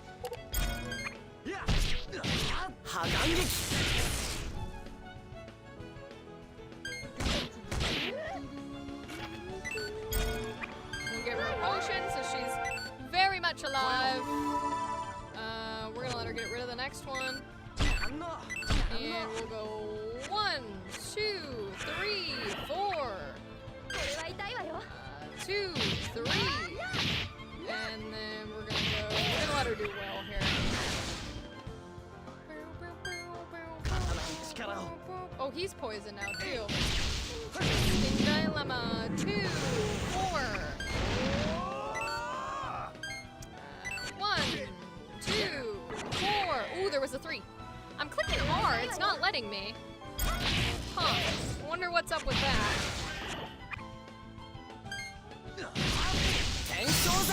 We'll let her put a heal out.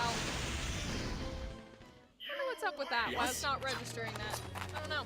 Let's check. You win. Wonder if battle command help, maybe battle basics. Relay. After an ally ends their action with a special attack Magnus, choose a spirit number 1 Magnus or Magnus marked with R to activate a relay combo.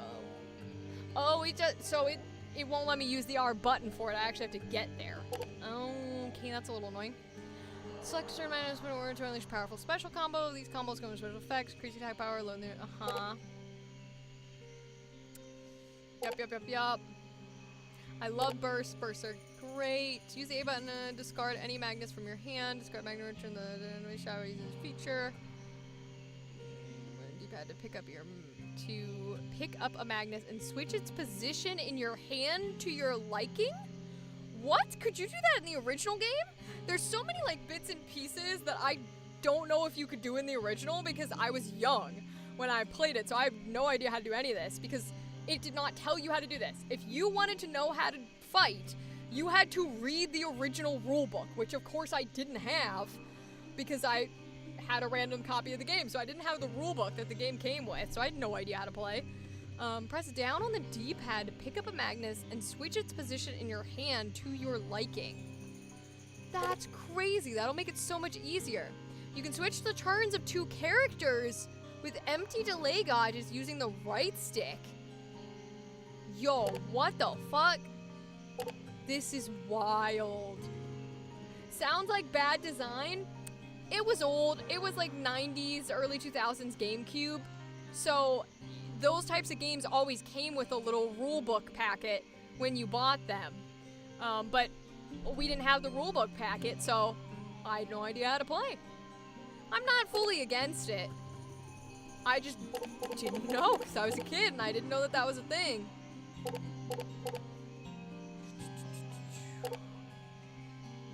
Uh-huh. Yup. I think the rest of this I understand. Okay. Alright. Let's keep going then. Oh. I'm down here, okay. Hey, it's a guy with a bunch of Kaplan sheep. Hey there, bro. You couldn't have showed up at a better time. Take one look and you'll see what I mean. But that big rock is blocking the trail. The folks at the village will be in a real bind if we don't clear the way. Think you could help? There are these huge beans called yester beans. If we had one of those, we'd be set. Oh, are those blank Magnus things? In that case, any chance you've already got a bean? You're one prepared guy. Use that sucker right there in front of the rock, okay? I got you, but I want to talk to your sheep. Bah. Bah. Bah. I like the sheep. But secondhand market was a thing back then too. Why would they not add a menu for help? There might have been a menu? Maybe I just didn't know how to get there? I genuinely don't know. Like, I just kind of figured everything out as I went because there's no tutorial. So there might have been a menu in the game. I never found it. But there was no tutorial. Yeah, so I never found the menu in the GameCube game, if there was one. And I like games that don't have tutorials. So I like the fact that it didn't have a tutorial. But as a kid, I was like, what the fuck is happening? Somehow I still fell in love with it. It's the card game effect. I love card games with every fiber of my being because I feel like I can be good at them. And I feel confident playing and like I'm a good player. And then I turn off the game and I go to speedrun.com and I see that somebody's beaten the entire game in 20 minutes. And I go, oh. But I don't know if they're using glitches or not. You might like Tunic? I think I've heard that name, but I don't know that game in particular. What is it about? Is it a card game? I love card games. A single frail vine of thorn keeps the boulder propped up. The vitality of plants is certainly a marvel. Let's use that them there yester bean. Boom. It plants and it grows it out of the way. You're a lifesaver, bro. Now I can head back home. Sorry you had to do all the work. This isn't a whole lot, but consider it my thanks to you, bro. Go on, take it. Yeah, I don't care about your power helmet, but thanks. But I got a charm. Oh man, you really saved me, thanks. Let's fight this guy. Alright, this looks like a Gilo hand. So they said if there's something. Ah, shit. I'm trying to figure out, they said that if I did something, I could switch to another active. There it is! Oh, cool. Okay, we figured it out. Got it. I don't give a fuck about her. She can fuck right off. 1, 3. Alright, so we want 1, 3, ice fan. I'm gonna have her just start deleting shit. Okay, then we want 1, 2, 3. I'll let her attack. 2, 4. Oops, there was a 3 there.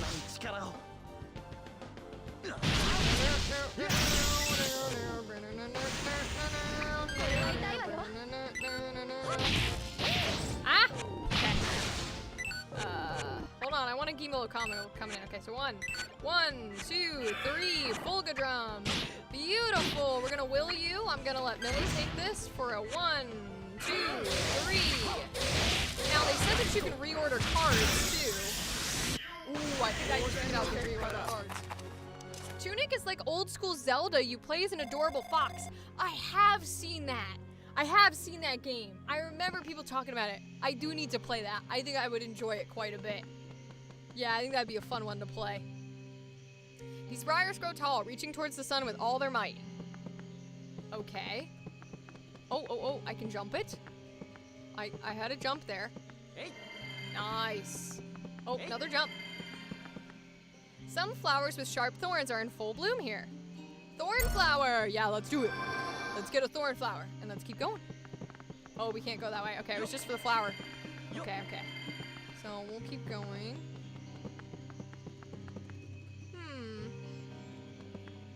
Can I go behind those, Kaplan, and get that treasure chest? Ha, treasure chest. Ooh, Whitecap shield. Whitecap shield I think is good. Let me check my deck. I think Whitecap shield is good. I wish it would leave it the way I sort it. It resets my sort every time, and it's very frustrating to reset my sort. Okay, let me check the Whitecap shield. Oh, yeah, you use it once, but it's got 40 defense on it, which is pretty big. Ooh, big potion. Let's pop that in there and get rid of a little potion. We don't need the littles if we've got the big. We actually really don't need this either because she's got her normal hit, I think. And I don't want 2 of hers in there. So she's got 2 of hers in there because she doesn't hit as strong as everybody else, which is, like, fine, but still not helpful. And I'm gonna get rid of Fire Wheel because I want to use Ice Fan. I'm gonna get rid of Ascension because I want to use Cliff Sunder. I'm gonna get rid of... I don't mind using those 2 for protection if I know they're gonna do a big attack. We could, well, with that theory in mind, we could use the Whitecap shield for Millie then. Okay, I'll throw out the shield. It'll be for the big attacks. Okay, so let's go back around and let's go on up.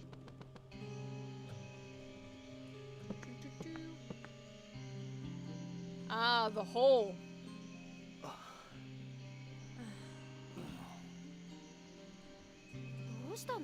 What's wrong? You're both so quiet.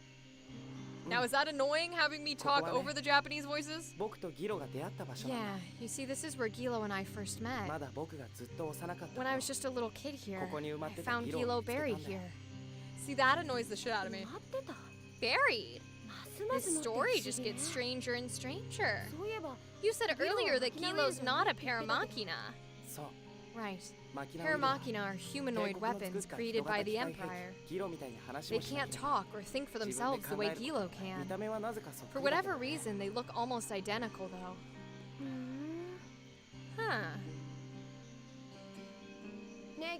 Hey, Gilo, what were you doing buried in a place like this? Do you think I just grabbed a shovel and buried myself? I don't remember anything from before I met Sagi. But whenever I come here, I get this awful feeling. It hurts to be here. That's the only thing that's really clear. Dang. It's no different than watching a Korean movie with a dub, but do you hear the original Korean voices when there's a dub? Because I feel like you just hear the dubbed English. Whereas, like, I can hear the Japanese voices underneath me in the scene. And that, like, would drive me crazy. But I really like hearing voices in the battle, or the battle feels stagnant. So, like, I don't wanna not have the voices on for the battle, because that's not helpful. Alright, here we go. 1, 3. And then we'll put Millie on for 1, 2, 3. And we'll put Sagi on for 1, 3. Some of them you can hear both. I think it's a budget thing. Oh, okay. We'll go 1, 2, 3. Ice Fang. Millie is our discarder, so she's gonna discard these. Sagi goes 1, 2. What? Oh, I 2'd. I didn't 1. Yeah, they really target Hilo. Probably because they know she can do the most damage. 1, 2, 4.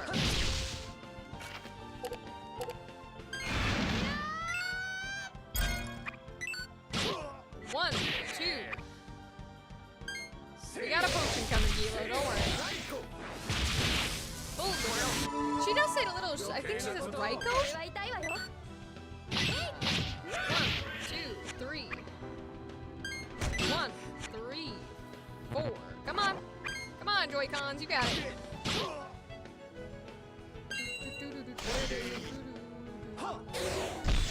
At least it leaves it on the last person I sent it to. That's nice.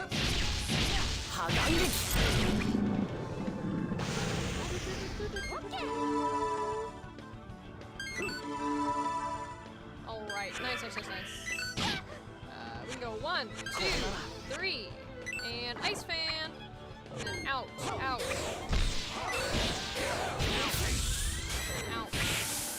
We'll give her a 1, 2, 3.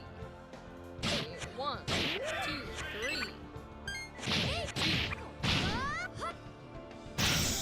Yeah. And I love the you win. I guess I'll just have to live with it, because I can't not have voices in the battle, because it makes it so silent. And I'm just like, oh. So we'll have to live with it.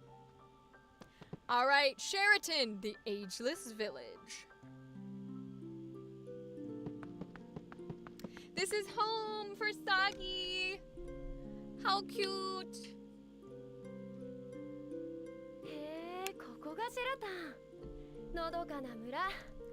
Wow, this must be Sheraton. What a pleasant little village. So, what business do you have here? We're back, Sagi. Yeah. I wonder how everybody's doing. I'm sure they're fine. Yeah. You're probably right. Come on, let's go see Mom first. It's been a long time. All right. We are not going to see our mother first. We're going to talk to literally everyone. Well, now, here's a new face. Are you a traveler?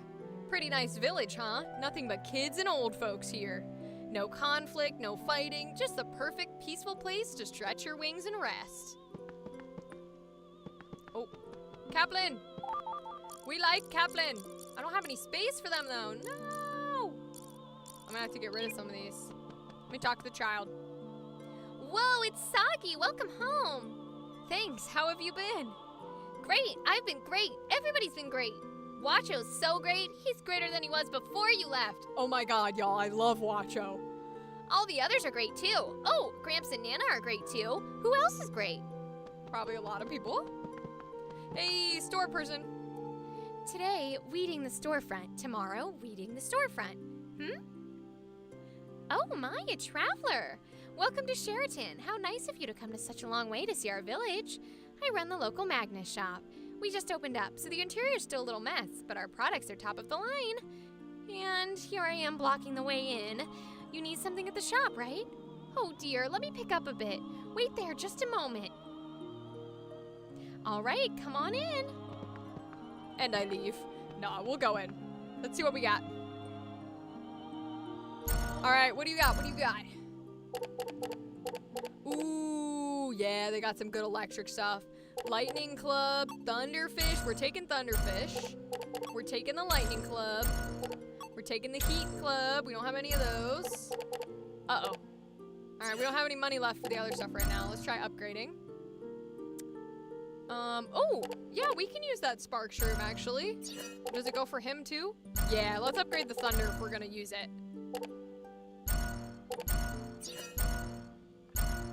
Okay, why isn't it letting me do it? Oh, I have to spend money on it, too? Well, shit. All right, hold on. Let's redeem our coupons, because that means we get to trade. We get a random lot. Ooh, Ice Dagger, Ice Dagger. We don't have that one yet. Ooh, we got the chainmail too.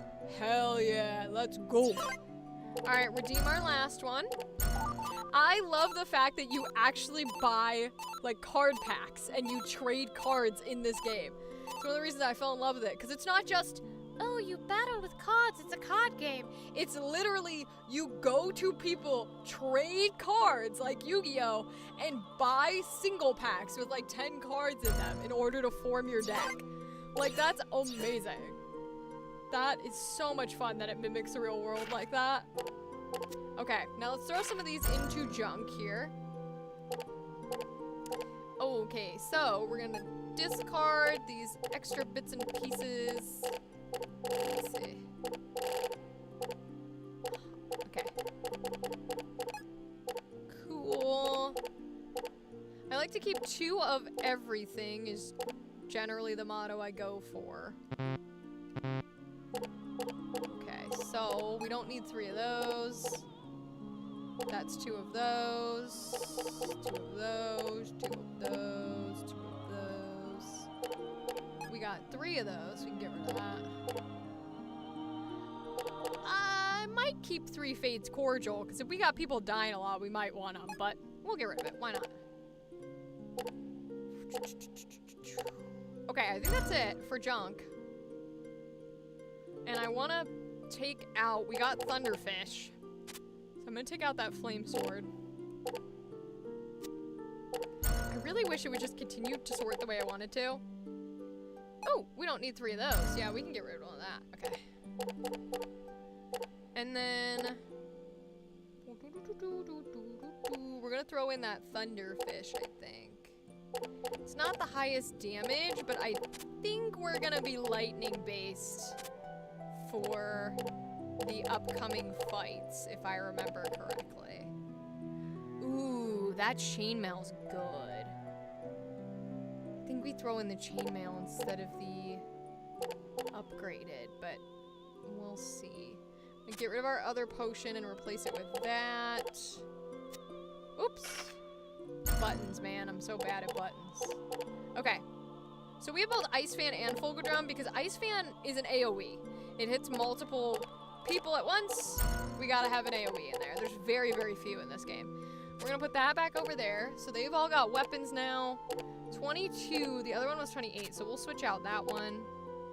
They're all gonna have clothing shields. I'm gonna take out this potion. And then we're gonna put in the night mail for Soggy. Okay. Okay, so let's go ahead and sell those. Sell. Only 60 gold. Boo. Okay. We'll have to get some money so we can upgrade. Again, upgrading might be in the original, but I never fucking did it at a shop. I don't remember doing that. No, now she's left thanks to your meddling. If you hadn't come along, this never would have happened. Oh. What happened, bro? Did you lose like a sheep or something? Oh, kids racing. Hey, welcome home, Soggy. Thanks. So have you gotten any faster at racing? You betcha. I'm as fast as a Kaplan now. You and me could race sometime, but I'd probably beat your pants off, just so you know. That's cute. Huh? Hey, it's Sagi. Where were you? It was lonely here without you. Gina was real blue for a while. She doesn't know how to let go. Alright, let's talk to... Uh-oh. Cutscene. Cutscene. Cutscene. Oh, it's Teak. Where, Gina? What's the matter, Teak? Did the other boys make you cry again? She's gorgeous. Uh-huh.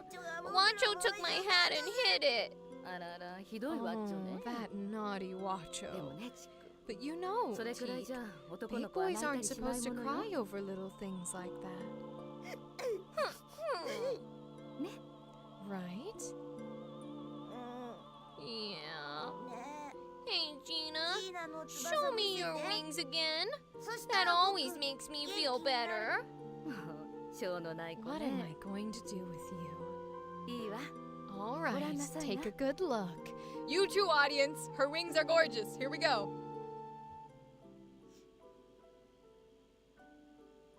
Oh, the cutscene's so pretty. Look at those pretty wings. Wow. Oh, the colors are pretty in the remaster. Oh. Look, Gina's wings. Just as pretty as always. Oh, they're so pretty. I like the purple and the blue. Oh. Thanks, Gina. I'm not gonna cry ever. I'm not ever gonna cry again. Well, that's wonderful. Especially if it's true. But I think I've heard that one before. I mean it this time. I'm never gonna cry again. Gina! Oh. Incredible! I never knew wings of the heart could be so beautiful. You just don't see people with wings like that. Not anywhere I know of. That's right. They're the best wings in the world. No one else's could touch them. Aww. So if you haven't caught on, chat, that is our beautiful mommy and her beautiful wings. I'm trying to talk to this lady. Okay. Oh, you're Sagi. Sagi, it's really you. I haven't seen you in ages. Where did you get off to? Well, you look wonderful, and that's what matters. The older folk aren't doing bad themselves. You should go on, say hello later on. Oh, I'm saying hi to everyone. But first, I want to save. We're gonna try and accept the flower's embrace. But we did so recently, so I think he's gonna tell us we have nothing. Oh no, we have a charm. Yeah, the Speedster's charm. With this, you can use the level 1 speed aura. Let's do it. Let's get the aura. Who will receive it?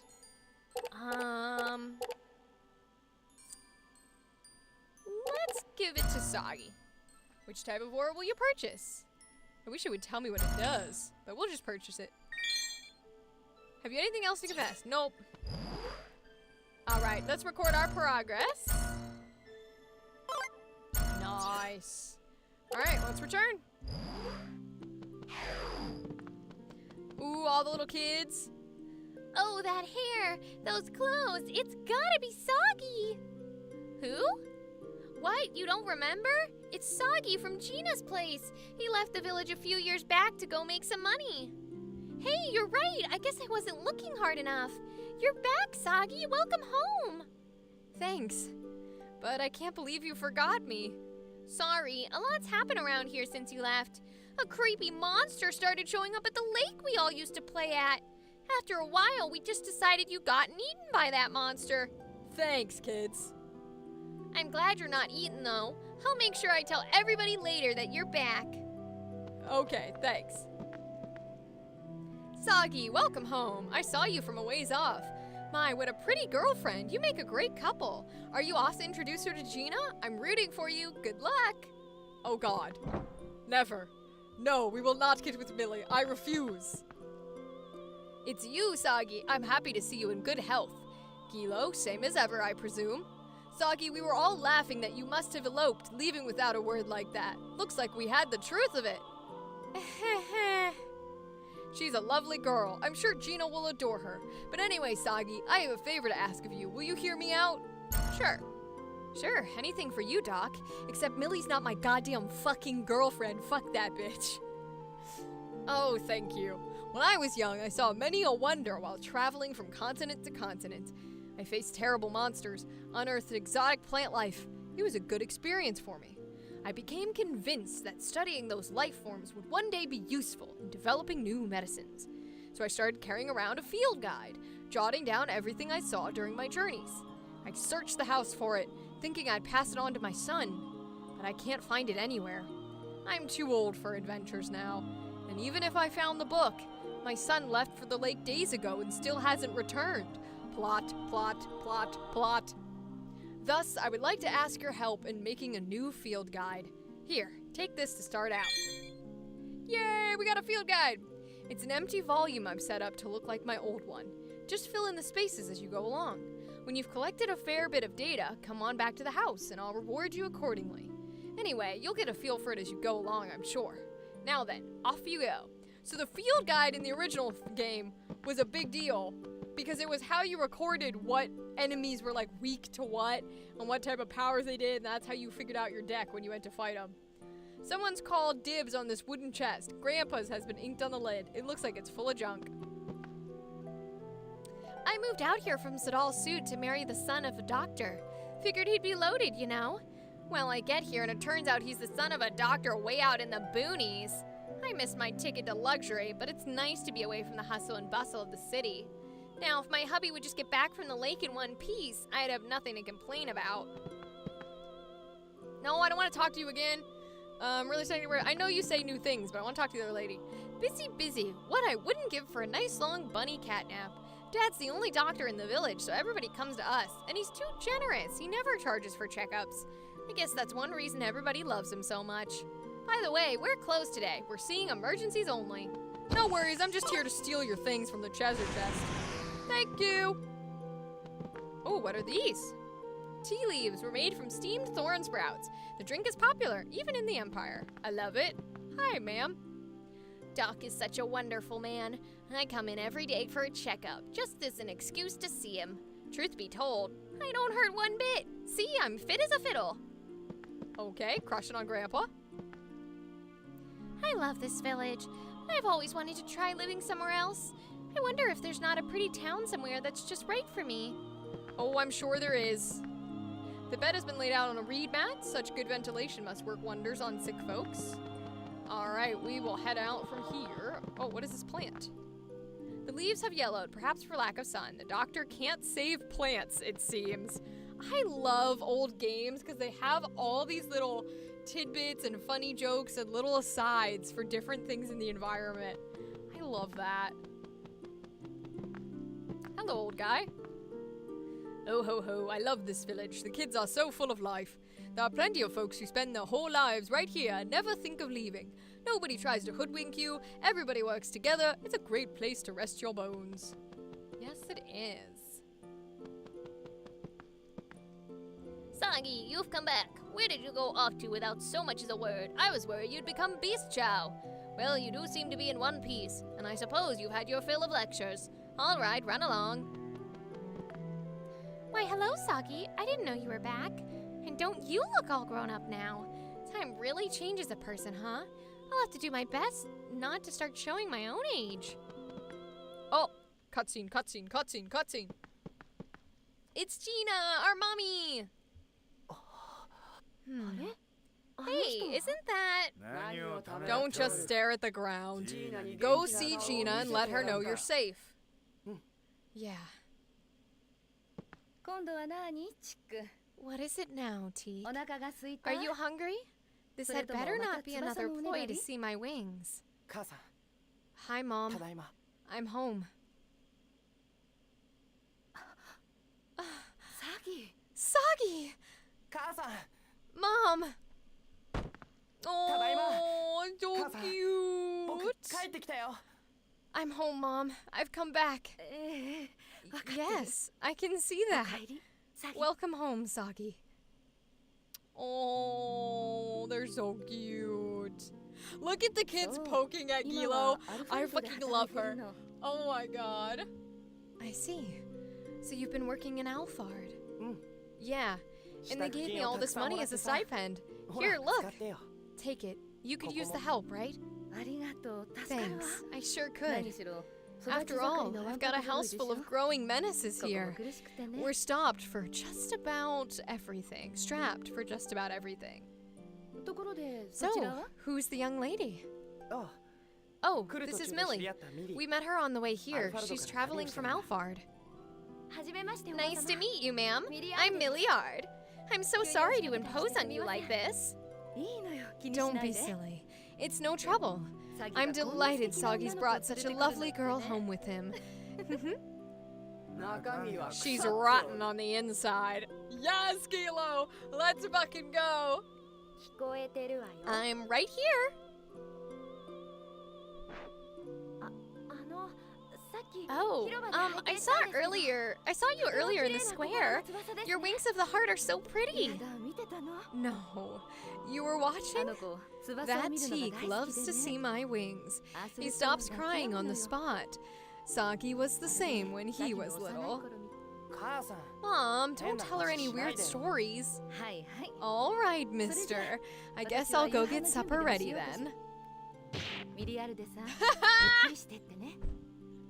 I love this. Old games have all these details. The kids were play fighting at Gilo.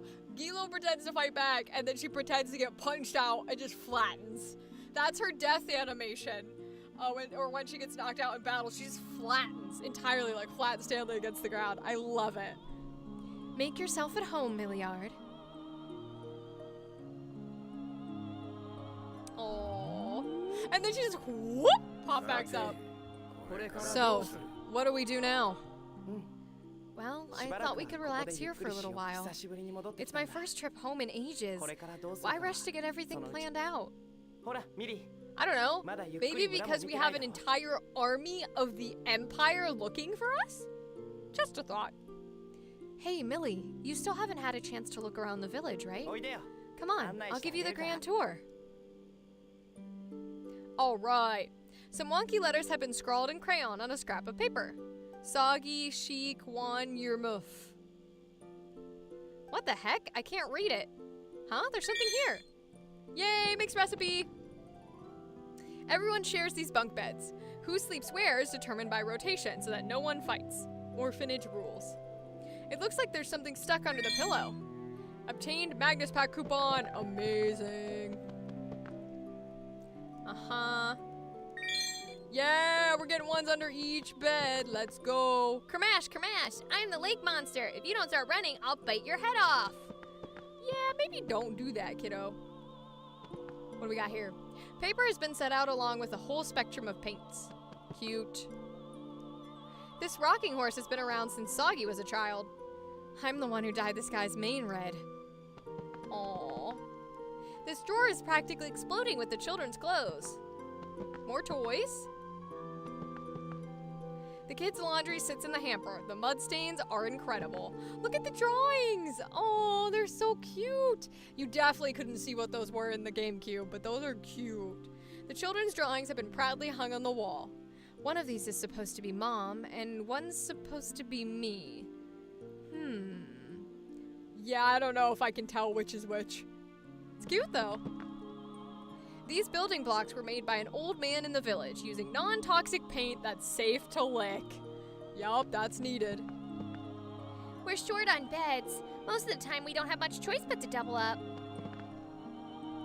Toys labeled with the children's names have been carefully put away on the shelf. It's Teak and Wacho! I love these kids. Wacho, where'd you hide my hat? Give it back. Look at Wacho. You started it. You ate my piece of cake, you big jerk. I know. I said I'm sorry. And you're still mean for taking my hat. Please give it back. Please. Why should I? You're such a crybaby. All you ever do is cry. That and eat other people's food. I'm not a crybaby. Wacho, I get back after all this time and you haven't grown up one bit. You're older than Teak. You've got to learn not to let these little things get to you. But Teak ate my piece of the cake Gina made for us all. We hardly ever get to eat cake. I hate Teak. I'm never giving back his stupid hat. Lemmy, I feel sorry for Teak. Why don't we go look for his hat? Okay. All right then, let's start asking around. Someone might give us a lead. Aw, little kids, being little kids. Worried about Wacho and Teak? Oh, they'll be fine. This happens all the time. They'll make up soon on their own. Say what they will, Wacho loves Teak to bits, and Teak loves Wacho right back. They say the closer you are, the more you have to fight about. Those two are almost too close. A bowl has been set out with everyone's favorite fruit. This must be today's snack. Teak's hat. I haven't seen it in the house. How about asking the kids? They're always running around. Maybe one of them has seen it. Okay.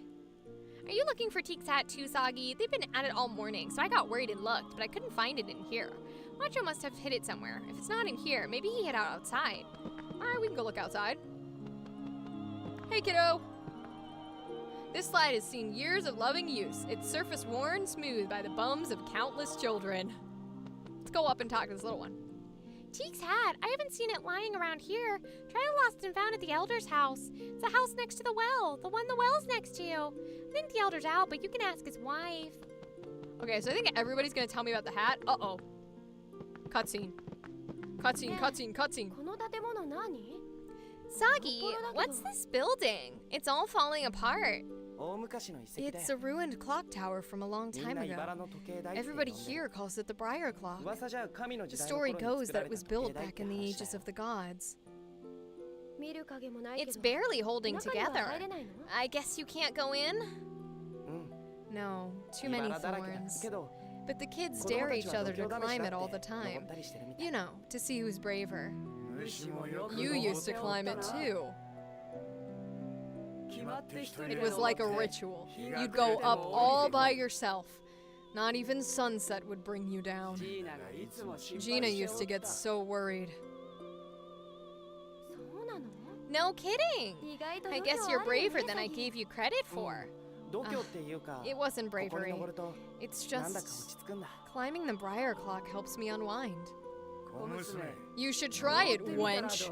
A good climb might bring out your demure side, if you have one. I'll pass, thanks. I wouldn't want the thorns to tear my clothes. Craven. Who is? Cut it out, you two. Me. I love it. Fucking love it.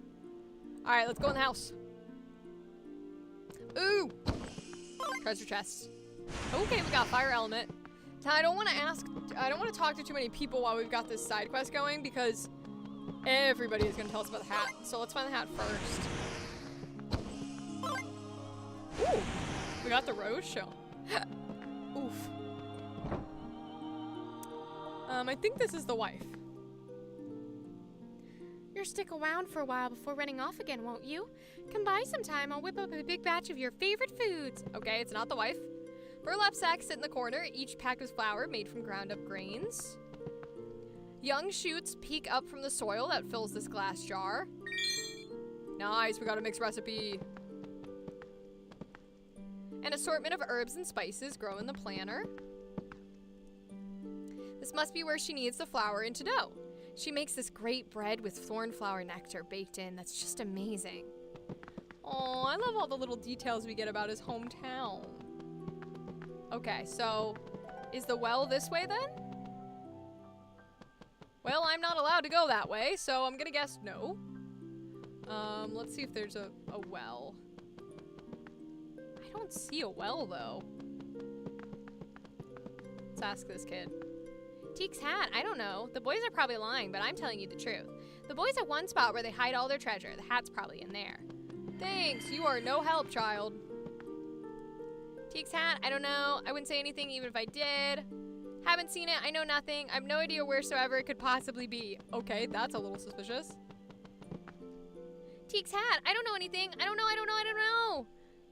Don't you think she's acting a little suspicious? Definitely fishy. I'm not suspicious at all. I swear the hat isn't right behind me. Uh-oh. Well, if that's the case, then you won't mind me taking a peek, right? I'll just be a second. Can you let me through? No way. If you want in, you have to give me the password. What's the password? Oh, it's... Hey, I'm not falling for that again. I didn't mean to trick you. Oh well, I guess I'll just have to think up the password. I feel bad for you, Soggy, so I'll give you a teensy hint. But you can't tell anyone I was giving out hints, okay? Alright, here goes. Better listen close. It's a red and round and really juicy fruit. If you give one to me, I'll let you pass. Okay, got it. I'll see what I can do. Good luck. So that, of course, is going to be a mountain apple. Am I full? No, it says that red, round, really juicy mountain apples filled to the brim. They sure look tasty, but one ought to hold us. Oh, do I already have one? Okay, let me just give it to her then. Let's see. Did you find the password item? Apparently, yes. Here you go. Here's a mountain apple. Oh, because we had one from the front. Whoa, this color, this form, it's so round, it's so red. This is truly a mountain apple among mountain apples. Soggy, you're amazing. You brought the password item, so now you're free to pass. Welcome to the club. Great, let's get the hat. Amidst the briars, you find a jar filled with marbles and some funny-looking rocks. This looks like a cache of the kids' most prized belongings. This is where all the kids come to hide away their treasure. I used to keep stuff here too. I wouldn't be surprised if Wacho put Teek's hat in here. Let's take a look. Aha! This crunchy, muddy, floppy little hat. There's nothing else here that could be it, so I think it's safe to call the hunt off. Nice. Okay, let's head back to the orphanage and return this to Teek. Yes, we will do that. Now we can talk to all the adults on this other side too. So, let's give the hat back and then we'll talk. I'll let you eat my dinner. Can't you forgive me? It has to be a piece of Gina's special cake or no deal. Teek, guess what I got? Is that what I think it is? Good, I've got the right one. Here's your hat back, sir. Soggy, thank you. Your hands are bleeding. Are those scratches from the briars? You did all that for me? Here, Soggy, use this. Aw, man. Now I look like the bad guy. I'm sorry, Wacho. I know you must have been looking forward to eating Gina's cake. Okay, they're all ready. Gather round, everyone. Here comes a batch of Gina's famous thornflower nectar cookies. Wacho, Teek feels really bad.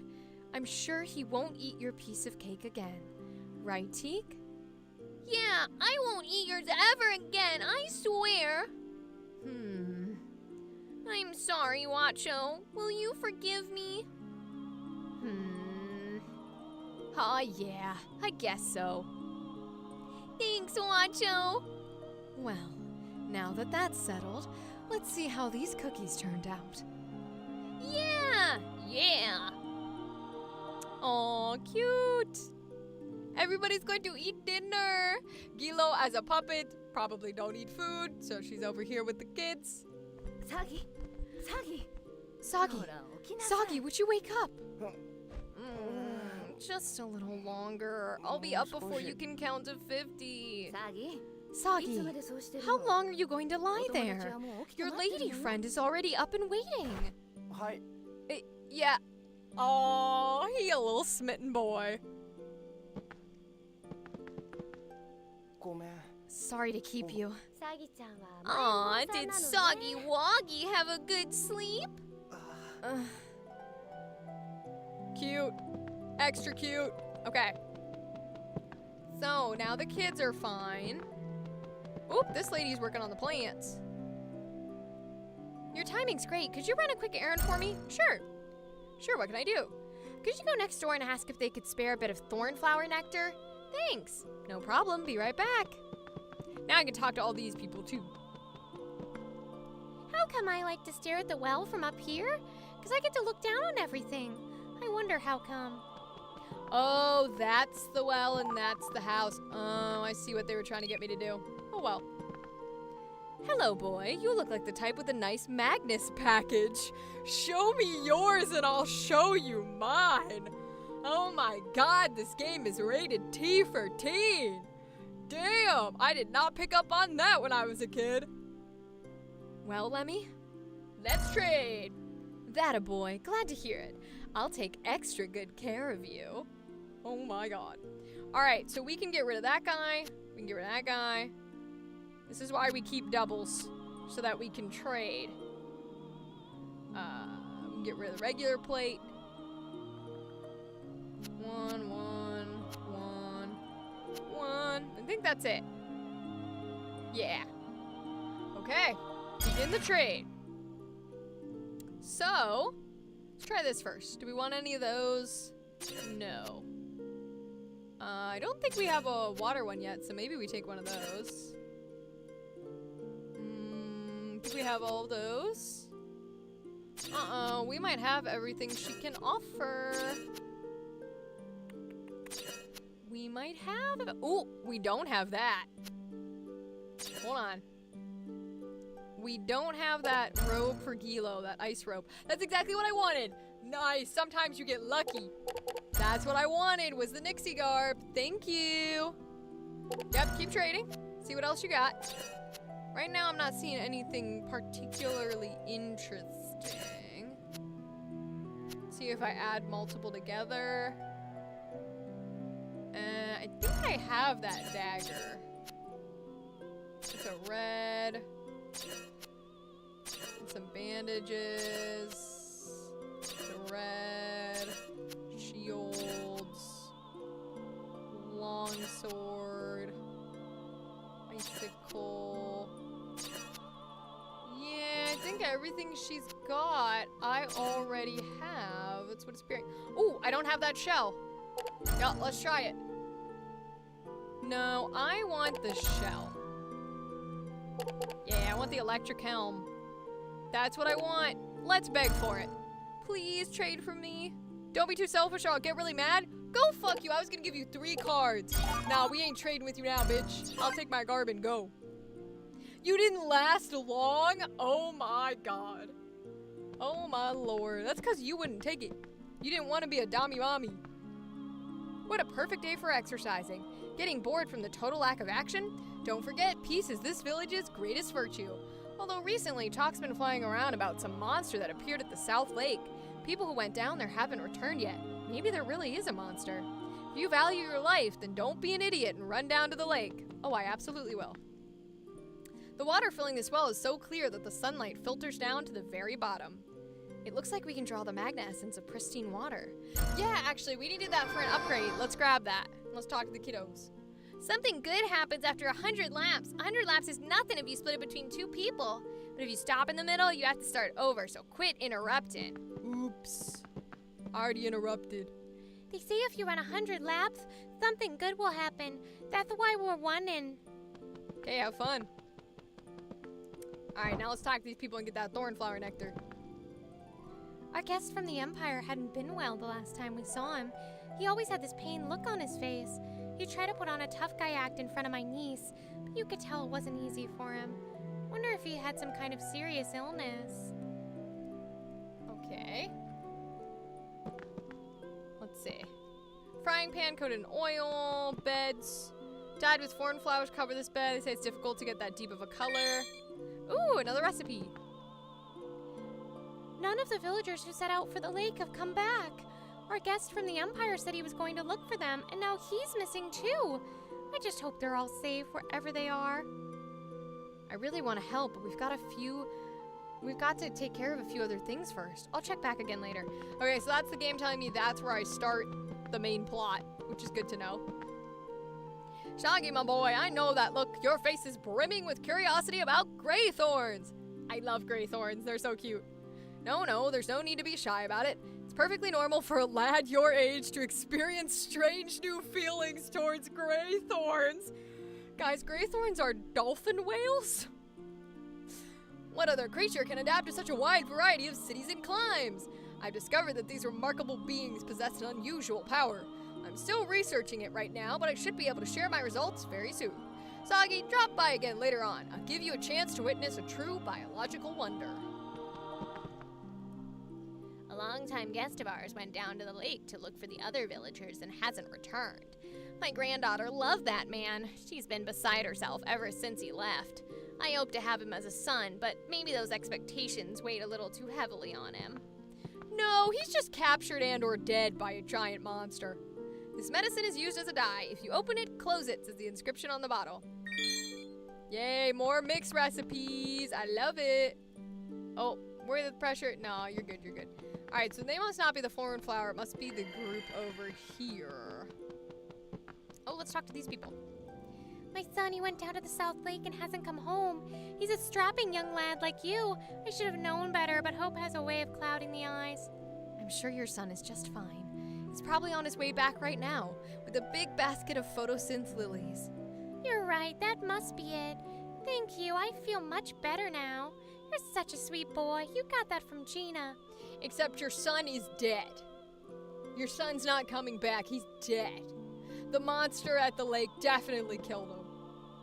They say something will happen if you run around the well 100 times. I remember trying it as a kid, but nothing ever happened for me. I wonder if that actually works, because I don't know if I did it as a kid. I don't think I did. If you sit at the well over there after dark, you get a lovely view of the stars. But the prettiest night sky of all has to be the one you see from the bridge at the South Lake.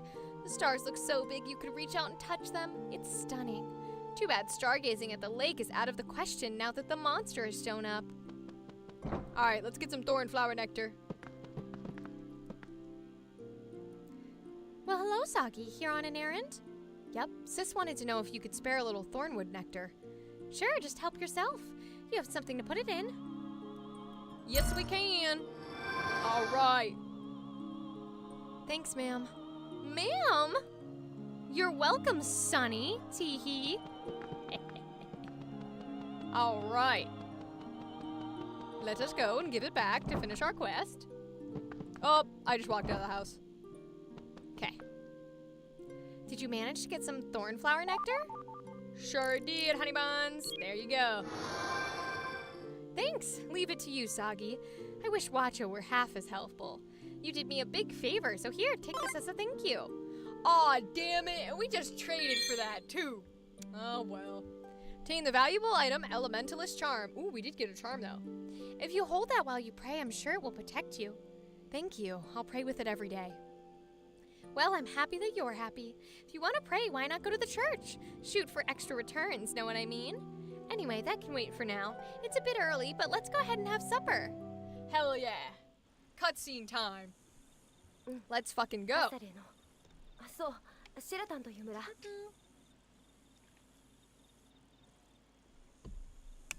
Uh-oh. Who the fuck is this? Yes, it's a village called Sheraton in Hasala. I know, but I mean, are you sure about him? I find it hard to imagine he's a... Someone's coming. I'll contact you again later.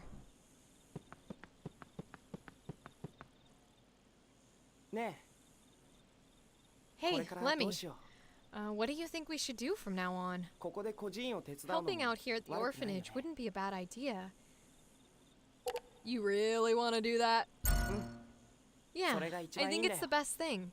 And it'll be fun if you and Gilo are helping out. What about the bitch? What about the wench? What about the motherfucker? What do you mean? It's fun having her around. It would be nice if she could stay with us. But we shouldn't make her feel like she has to stay here forever. Oh, look at that! I wonder who the fucking traitor was on the phone. Perhaps the girl who just walked out from behind the wall in the middle of the night? Fucking traitorous ass wench. We should have eaten her when we had the chance. That's all I'm saying, a little hoe. Sagi, you're still up? Lily, what are you doing out here? Oh, I couldn't sleep. I was getting advice from Lemmy about where to go from here. I couldn't sleep either. There's so much racing through my head right now.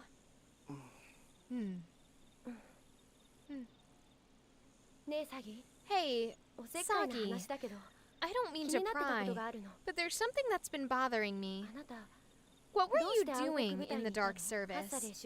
How could someone born in Hasala bring himself to work for the Empire? I know about the Hasala servitude. I learned about it back when I was at the School of Magic. Didn't the Empire force the Hasalites to work on the construction of Alphard cities? If you know all that, you shouldn't have to ask me why I joined the service. I joined to avenge everyone. To kill Olgin. Avenge them? Yeah. 5 years ago, every able man in Hasala was led off to slave away for the Empire. Most of them didn't come back. The kids in the orphanage are all the children they left behind. Mom would get so mad whenever she talked about it. So, I made up my mind to get revenge for everybody. And that's why I needed to get as close to Olgin as I could. But what I said before about earning the money, that was true too. Mom works hard to get by, but the orphanage is still a wreck. Lucky for me, an elite group like the Dark Service pays a cut above the rest. Way better than when I was just a nobody in the Imperial Army. Sagi, I'm so sorry. I didn't mean to drag all this out of you. You didn't. Does your mother know about all this? I'm not gonna tell her. She'd just get worried or mad, and either way she would have stopped me. Well, I think I'll head in now. Good night, Millie. Good night, Sagi. Damn. Okay, so we just learned the real plot of why we joined the Dark Service, sort of against the Emperor, was literally to eventually take our revenge and kill Olgin. Now, we didn't know that that was going to be our assignment, but that is why we kind of weren't concerned that we were the evil people at the beginning of the game. Because if y'all remember, we were like, why the fuck does he not realize he's evil? He does. He wanted Olgin dead for revenge, and he was going to take the opportunity. But Olgin was already dead, and he got framed for it anyways, so, is what it is. Sagi, get up! It's morning! Morning? No, it's not. The cluckers haven't crowed. What are you talking about? They crowed hours ago. Stop your mumbling and get out of bed. Yeah.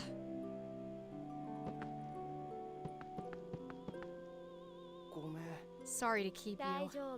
Aw, what's the matter? Did Sagi Wagi stay up past his bedtime? They love to do that.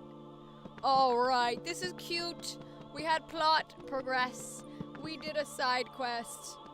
Now we're gonna go back to the flower, which I think is all the way at the front. And we're going to save. No, it's right here. Okay. So we're gonna go ahead and say, oh, let's do the charm first, actually, because we got a charm for the Bethel. Wish it would tell me what the charms do, but you know what? Actually, hold on. Hold on. It might tell me if we go to collection, maybe? No, okay. Quest Magnus? No. What about travel log? Will that tell me? No. Okay. Well, we tried. Offer up the aura. We gave the last one to Sagi, so we'll give this one to Gilo, because I think it's magic based. Oh, jeez. See, and they won't tell me what they do. It's frustrating. Okay. We want to give Gilo the thunder. Oh, we don't have the money for it. Ah, shit. Alright. We're just gonna have to record progress. Let's actually go back to the village and then save.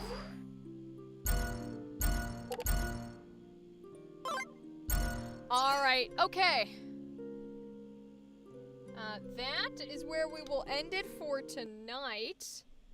So, thank you very much, chat, for talking with me for so long in the the original stages. We talked for like a good hour and a half. I appreciate all of you. Thank you so much. Thank you for putting me on as a lurker and letting the stream go in the background. I can't wait to see you guys Wednesday. We might not play as long, might only go to midnight because Thursday is our first session 0 for our community campaign, and I gotta be up and awake.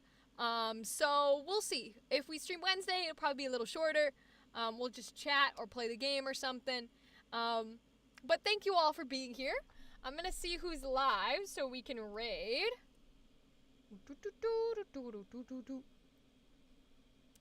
Let's see.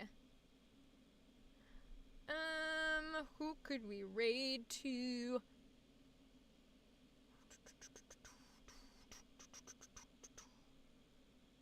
Oh, someone is doing a subathon. Caleb. Let's see if we can raid to them.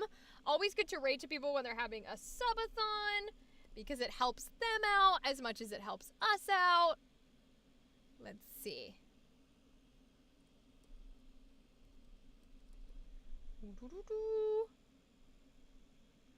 We want to spread the love.